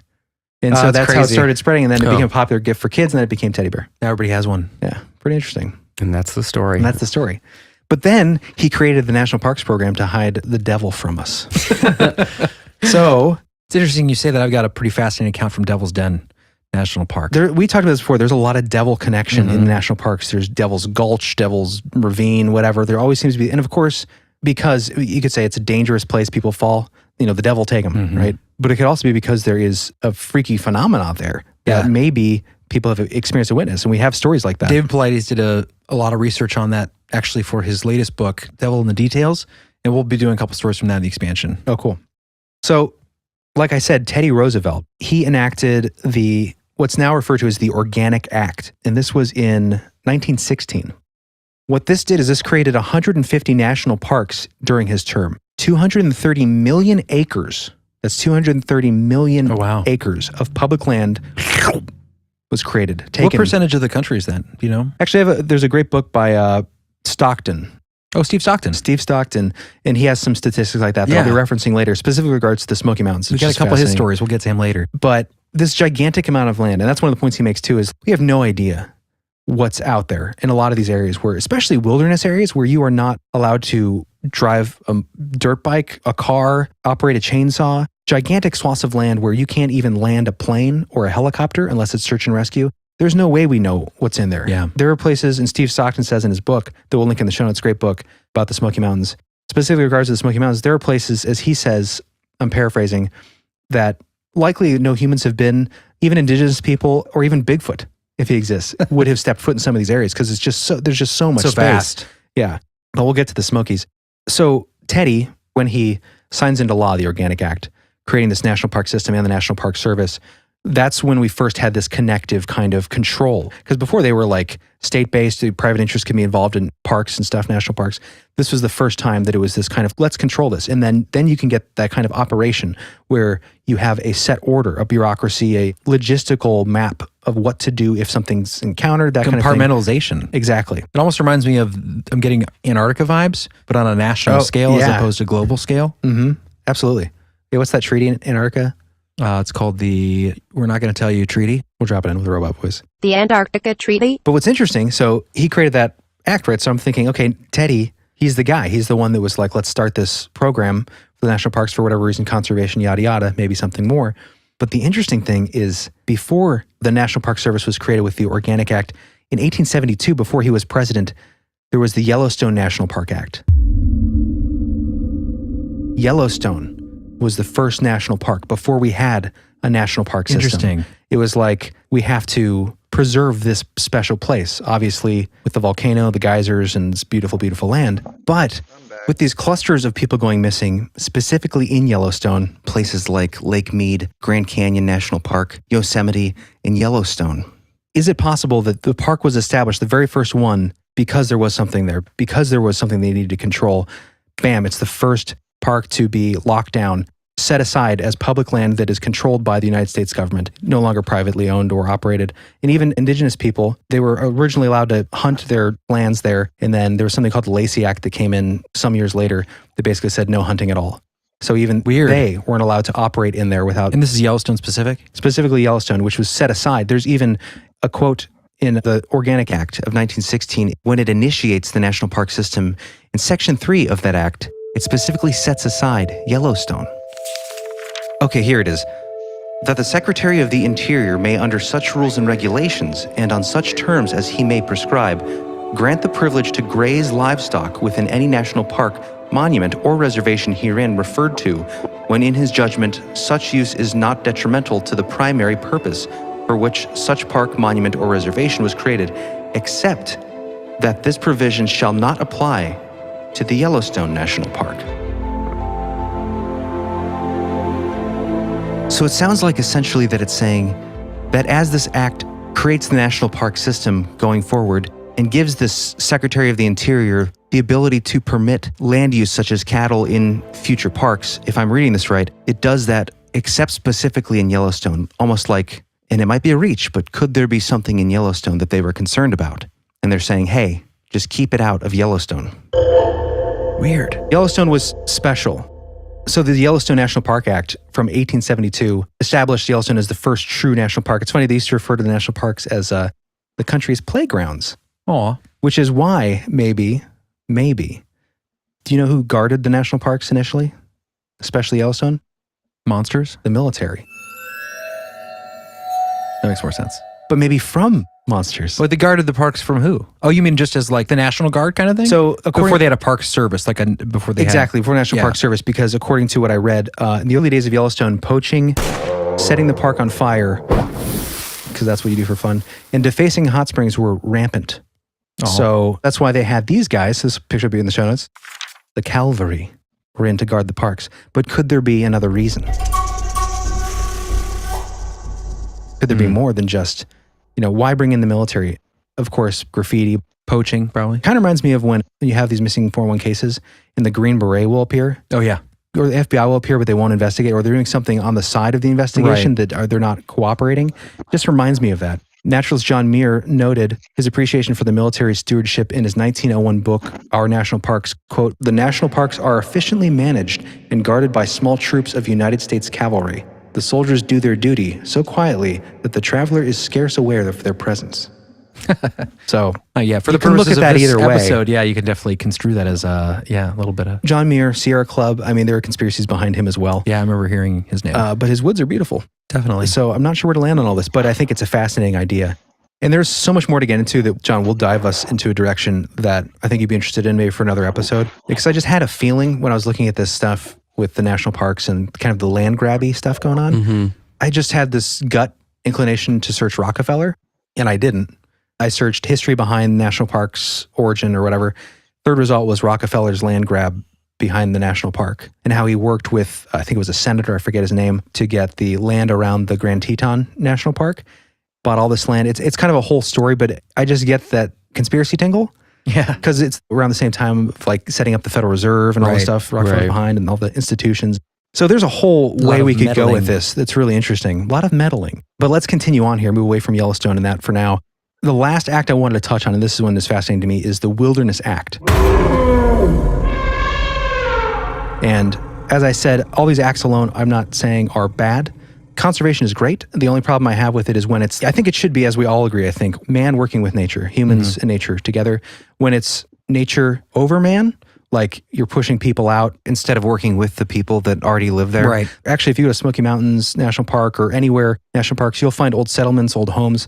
A lot of these places were either bought for cheap or people were forced out, like the indigenous peoples in different situations. So that's kind of when conservationism is a bummer. Yeah, it seems more like this is our property. Yeah, when you're the one who's dictating in control of who can be here. Right. Specifically, where it gets interesting is wilderness areas. So the final act I'm going to mention here is the Wilderness Act of 1964. This act originally set aside 9.1 million acres of federal land as protected wilderness areas. Now, the earlier act ate up a lot more, but that's because the Wilderness Act is so much more severe, so much more restrictive. Oh, okay. The Wilderness Act, creating these wilderness areas, set aside land that cannot contain permanent or temporary roads, no commercial activity, no motorized equipment, like I said, not even a chainsaw to cut aside a tree for a trail or whatever, no mechanical transport.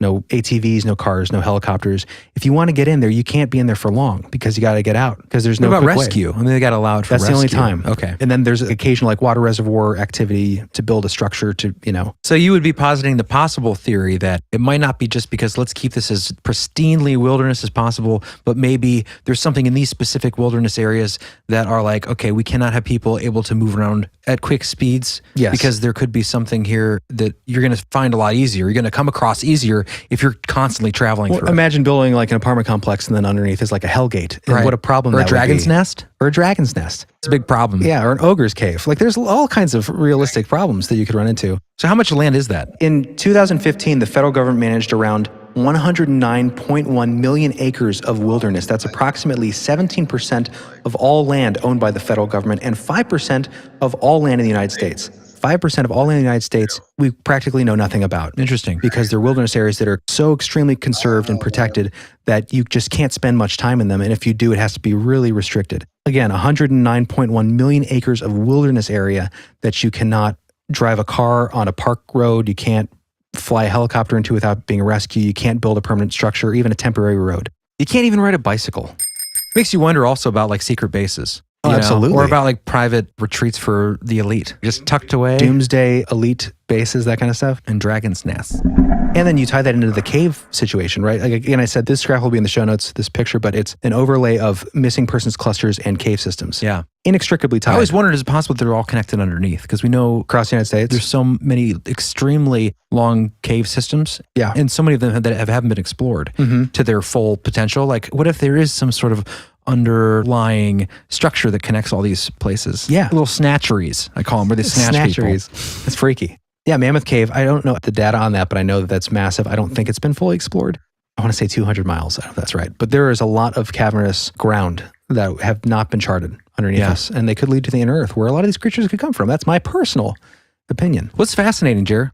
Okay, this is really interesting about the wilderness parks. Last thing. I can't wait. Notwithstanding any other provisions of this act, the Secretary of Agriculture may complete his review and delete such areas as may be necessary. Bold letters. But not to exceed 7,000 acres from the southern tip of Gore Range Eagle's Nest Primitive Area, Colorado. Oh, weird. Is there something there? That's weird. Why in this act? There's one specific spot that no matter what, you cannot. Yeah, like you have touch. complete control. Secretary of Agriculture may delete areas that we are requesting, but don't do this part though. What's there? I just found that curious. Dragon's nest. A dragon's nest, Chris will contend. So I think that's fascinating, guys. I Yeah, think very interesting. We're setting up kind of an interesting theory here. I hope that people do their own research. We'll continue to dig into this more through this episode, but we're going to take a short break. Yes. So don't get lost. We also got a stinger coming up today, which is really fun. Absolutely. For Logan. That's right. Oh, it's a great one. All right, guys, we'll see you.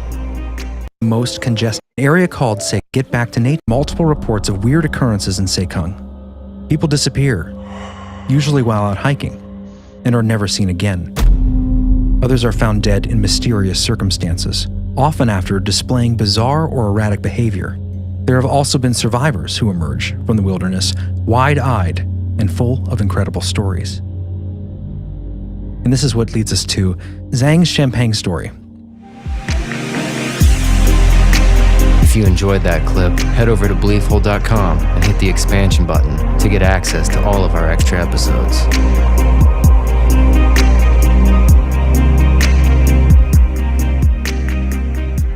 We're back. Hi, welcome back. I found an answer to the moose question. Oh, did you? By the way, as I'm sure our audience was very curious Well, about. on the break we were talking about it, and John's like, that moose is alive. His head is out of the water. Yes, yes. Right? Mm-hmm. He is alive, but it is not real. Why would you spoil it? Well, I want to. I guess it's better than someone else writing in. It's an interesting story, though. This comes from Meat Eater, a great podcast, by the way. So the claim was that he obviously rode a moose, right? But apparently, this is a photo that appeared in the New York Tribune on a page dedicated to the 1912 presidential race. In a series of 3 pictures, each candidate is shown riding the animal that represents their political party. Oh, that's right. Republican William Taft on an elephant, Progressive Teddy Roosevelt on a moose, and Democrat Woodrow Wilson on a donkey. The photo was also printed. And anyway, so it goes on. But I guess according to Heather Cole, curator of Harvard's Theodore Roosevelt collection, the graphic is an early example of photoshopping. Really? It was the work of photography firm Underwood and Underwood, who painstakingly cut out an image of TR. Oh, if you look closely, you can kind of see that Riding a horse. Yeah, because he has hands out for the reins. And there's no pasted reins. it on an image of us. It's like what I do for the episode images. That's pretty impressive. Photos of Taft and Wilson are also manipulated. Early 1900s Photoshop. That's really I impressive. thought it was kind of interesting. A little less magical, but Anyways, let's get back into the magic and the theory of containment. So back to Teddy. We're circling back to Ted. Did he have an understanding for something potentially superhuman, non-human, dangerous, living in the wilderness? right, that's a good question. Something that maybe he would, maybe if asked, well, hey, we control this area up in Yellowstone. There might be a reason we want to do this more. And giving him some examples, he might be like, I know someone who saw this. I have a story. Yeah, and our listeners might be familiar. We touched on this exact account on a few occasions, but we've never done a deep dive on it. So I'm excited we're going to tell this story for the first time. Oh, yes. This is referred to as Bauman's story, if I'm pronouncing that right. So this story would suggest that he not only was aware of something anomalous, something dangerous in the wilderness, but that he believed it. Something unexplained. Yes, and this specifically leans in the Bigfoot, wild man, some say a werewolf, Bigfoot, dogman, bear situation. It's a freaky animal. So essentially what we have here is a story told to Teddy Roosevelt by a frontiersman or a wilderness fella named Bauman that he had met haphazardly out in the wilderness on the frontier. A story of what sounds like something very freaky and dangerous in the woods. A forest monster. Forest monster, simply put. So there are 3 attributes about the story that I think are interesting. This was pointed out by Bob Gimlin on his YouTube channel. Great YouTube channel. Those 3 points that adds credibility to this are, 1, Roosevelt spoke directly with Bauman. This isn't secondhand, thirdhand. This is secondhand in the sense that we're hearing it from Teddy, who heard it from Bauman, but it happened to Bauman. 2, Roosevelt is a credible character. Well, obviously he's a president. Take whatever credibility you want out of that. They had a little more credibility. Yeah, he obviously was a frontiersman. He knew what he was doing in the wild. He was not a man to be trifled with. He had Teddy and the Rough Riders, I think, was his crew that were in the war. He became a famous war hero that made him a serious contender, a man of, I guess you could say, some kind of character. Sort of a folk hero. Folk hero, yeah. Roosevelt did not think Bauman was lying. He wrote, quote, "He must have believed what he said, for he could hardly suppress a shudder," when he was telling him the story. Ooh. So without further ado, John, I'd like you to harness your withered frontiersman voice. Yes. I don't know what Teddy Roosevelt sounded like, actually, but I imagine we'll just give him a rough voice because he was a rough rider. So, John. You probably talk like this. I'm traveling in the woods. It's like Michael Jackson. Yeah. So where do I start? Frontiersman? Yeah. And what voice do you want? Well, you're a rough rider. You know, you've been living in the wilderness. Frontiersmen are not as a rule. Here you go. Like that guy? Yeah, I think that'll work. Not super as gruff because he is the president. But he's got some. Spent some time in the city too, but he's got, a little old school. Frontiersmen are not, as a rule, apt to be very superstitious. Hand me my rifle while I smite that bear. Frontiersmen are not, as a rule, apt to be very superstitious. They lead lives too hard and practical, and have too little imagination in things spiritual and supernatural. I have heard but few ghost stories while living on the frontier, and those who were of a perfectly commonplace and conventional type. But I once listened to a goblin story which rather impressed me. I was told by a grizzled, weather-beaten old mountain hunter named Bauman, who was born and had passed all of his life on the frontier. He must have believed what he said, for he could hardly repress a shudder at certain points of the tale. But he was of German ancestry, and in childhood had doubtless been saturated with all kinds of ghosts and goblin lore, so that many fearsome superstitions were latent in his mind. Besides, he knew well the stories told by Indian medicine men in their winter camps of the snow walkers and the specters and the formless evil beings that haunt the forest depths and dog and waylay the lonely wanderer who after nightfall passes through the regions where they lurk. And it may be that when overcome by the horror of the fate that befell his friend, and when oppressed by the awful dread of the unknown, he grew to attribute, both at the time and still more in remembrance, weird and elfin traits to what was merely some abnormally wicked and cunning wild beast. But whether this was so or not, no man can say. When the event occurred, Bauman was still a young man and was trapping with a partner among the mountains dividing the forks of the Salmon from the head of Wisdom River. Not having had much luck, he and his partner determined to go up into a particularly wild and lonely pass through which he ran a small stream said to contain many beavers. Thank you, George Bush. The pass had an evil reputation because the year before, a solitary hunter who had wandered into it was slain there, seemingly by a wild beast. The half-eaten remains being afterwards found by some mining prospectors who had passed his camp only the night before. The memory of this event, however, weighted very lightly with the two trappers, who were as adventurous and hardy as the others of their kind.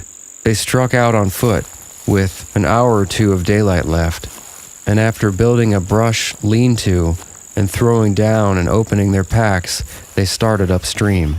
So at this point, they travel through this hard country, a lot of down timber and the like, for trapping, before they reach their camp again at dusk.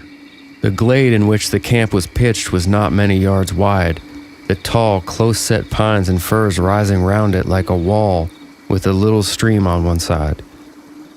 They were surprised to find that during their absence something, apparently a bear, had visited camp and had rummaged about among their things, scattering the contents of their packs, and in sheer wantonness, destroying their lean-to. The footprints of the beast were quite plain, but at first they paid no particular heed to them, busying themselves with rebuilding the lean-to, laying out their beds and stores and lighting the fire. While Bauman was making ready supper, it being already dark, his companion began to examine the tracks more closely. After a few minutes, he came back to the fire. He stood by it a minute or two, peering out into the darkness, and suddenly remarked, "Bauman, that bear has been walking on two legs." Bauman laughed at this, but his partner insisted that he was right, and upon again examining the tracks with a torch, they certainly did seem to be made by but two paws or feet. However, it was too dark to make sure. After discussing whether the footprints could possibly be those of a human being, and coming to the conclusion that they could not be, the two men rolled up in their blankets and went to sleep under the lean-to. At midnight, Bauman was awakened by some noise and sat up in his blankets. As he did so, his nostrils were struck by a strong, wild beast odor, and he caught the loom of a great body in the darkness at the mouth of the lean-to. Grasping his rifle, he fired at the vague, threatening shadow, but must have missed, for immediately afterwards he heard the smashing of the underwood as the thing, whatever it was, rushed off into the impenetrable blackness of the forest in the night. After this, the two men slept but little, sitting up by the rekindled fire, but they heard nothing more. So when morning comes, they leave to check their traps, lay a few more. They stay together all day while trapping for obvious reasons. But near the end of the day, they come across more bipedal tracks. This makes them uneasy. They gather a great heap of dead logs, kept a roaring fire throughout the night, each of them standing guard at different times. About midnight, the thing came down through the forest opposite, across the brook, and stayed there on the hillside for nearly an hour. They could hear the branches crackle as it moved about, and several times it uttered a harsh, grating, long-drawn moan, a peculiarly sinister sound, yet it did not venture near the fire. In the morning, the two trappers, after discussing the strange events of the last 36 hours, decided that they would shoulder their packs and leave the valley that afternoon. However, it was necessary first to go along the line of their traps and gather them. On first leaving camp, they had the disagreeable sensation of being followed. In the dense spruce thickets, they occasionally heard a branch snap after they had passed, and slight rustling noises among the small pines alongside them. So as the day goes on, the sun comes out. These guys are used to being out in the wilderness. They start to think, well, what were we worried about? You know, when the sun comes out, you're not as concerned anymore because in the light of day, things seem fine. So they start to lose that fear a little bit, but they still have some beaver traps to collect. So Bauman volunteers to get the rest of the beaver traps and sends his friend, his companion, ahead up to the camp to get their packs ready to leave that day. On reaching the pond, Bauman took several hours in securing and preparing the beaver, and when he started homewards, he marked, with some uneasiness, how low the sun was getting, as he hurried toward camp under the tall trees. The silence and desolation of the forest waited on him. There was nothing to break the gloomy stillness which, when there is no breeze, always broods over these somber, primeval forests. At last he came to the edge of the little glade where the camp lay, and shouted as he approached it, but got no answer. The campfire had gone out, though the thin blue smoke was still curling upwards. Near it lay the packs wrapped and arranged. At first Bauman could see nobody. Stepping forward, he again shouted. And as he did so, his eyes fell on the body of his friend, stretched beside the trunk of a great fallen spruce. Rushing towards it, the horrified trapper found that the body was still warm, but that the neck was broken, while there were 4 great fang marks in the throat. The footprints of the unknown beast creature printed deep in the soft soil told the whole story. The unfortunate man, having finished his packing, had sat down on the spruce log with his face to the fire and his back to the dense woods to wait for his companion. While waiting, his monstrous assailant, which must have been lurking in the woods, waiting for a chance to catch one of the adventurers unprepared, came silently up from behind, walking with long, noiseless steps and seemingly still on 2 legs.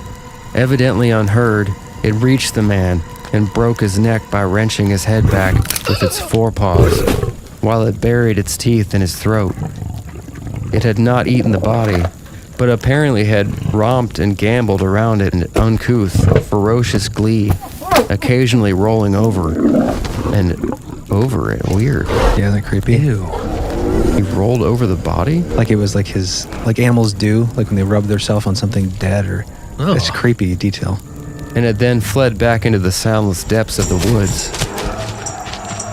Bauman, utterly unnerved and believing that the creature with which he had to deal was something either half human or half devil, some great goblin beast, abandoned everything but his rifle and struck off at speed down the pass, not halting until he reached the beaver meadows where their ponies were waiting. Mounting, he rode onwards through the night until beyond reach of pursuit. The end. Jeez. Isn't that terrifying? Pretty intense. So that came from, was that Teddy Roosevelt's autobiography or something that he wrote? It was his book. It was called, I think it's called Wilderness Hunter or The Wilderness Hunter by Theodore Roosevelt, 1892. It's from that book. Yeah, I mean, can you just imagine being in those situations? And back then, they knew that stuff like that was not only a possibility, but... Yeah, well, depending on your superstitions. Well, just the chances of dying out there. Oh, right. There's so many things that can kill you out there. Yeah, so many things that can go wrong. Right. Yeah, pretty incredible people. Yeah. The grit that people had. Yeah. You know? I mean, we all have that grit now. Yeah. People at the grocery store. Right. I don't know what I would do against a goblin beast, as he puts it. You could take a picture of him with your iPhone. Right before he eats me. Probably your last living gesture. To upload it. Did I get a like? Did I get a like? We'll go out liked. Worth it. Yeah. My father died. He had 2 followers from his final post. His mouth is like open in horror, but he's like doing a selfie. Had to be done. He'd be a hero that's today. sad. There are people that have had accidents like that. I mean, why do I feel like that has happened?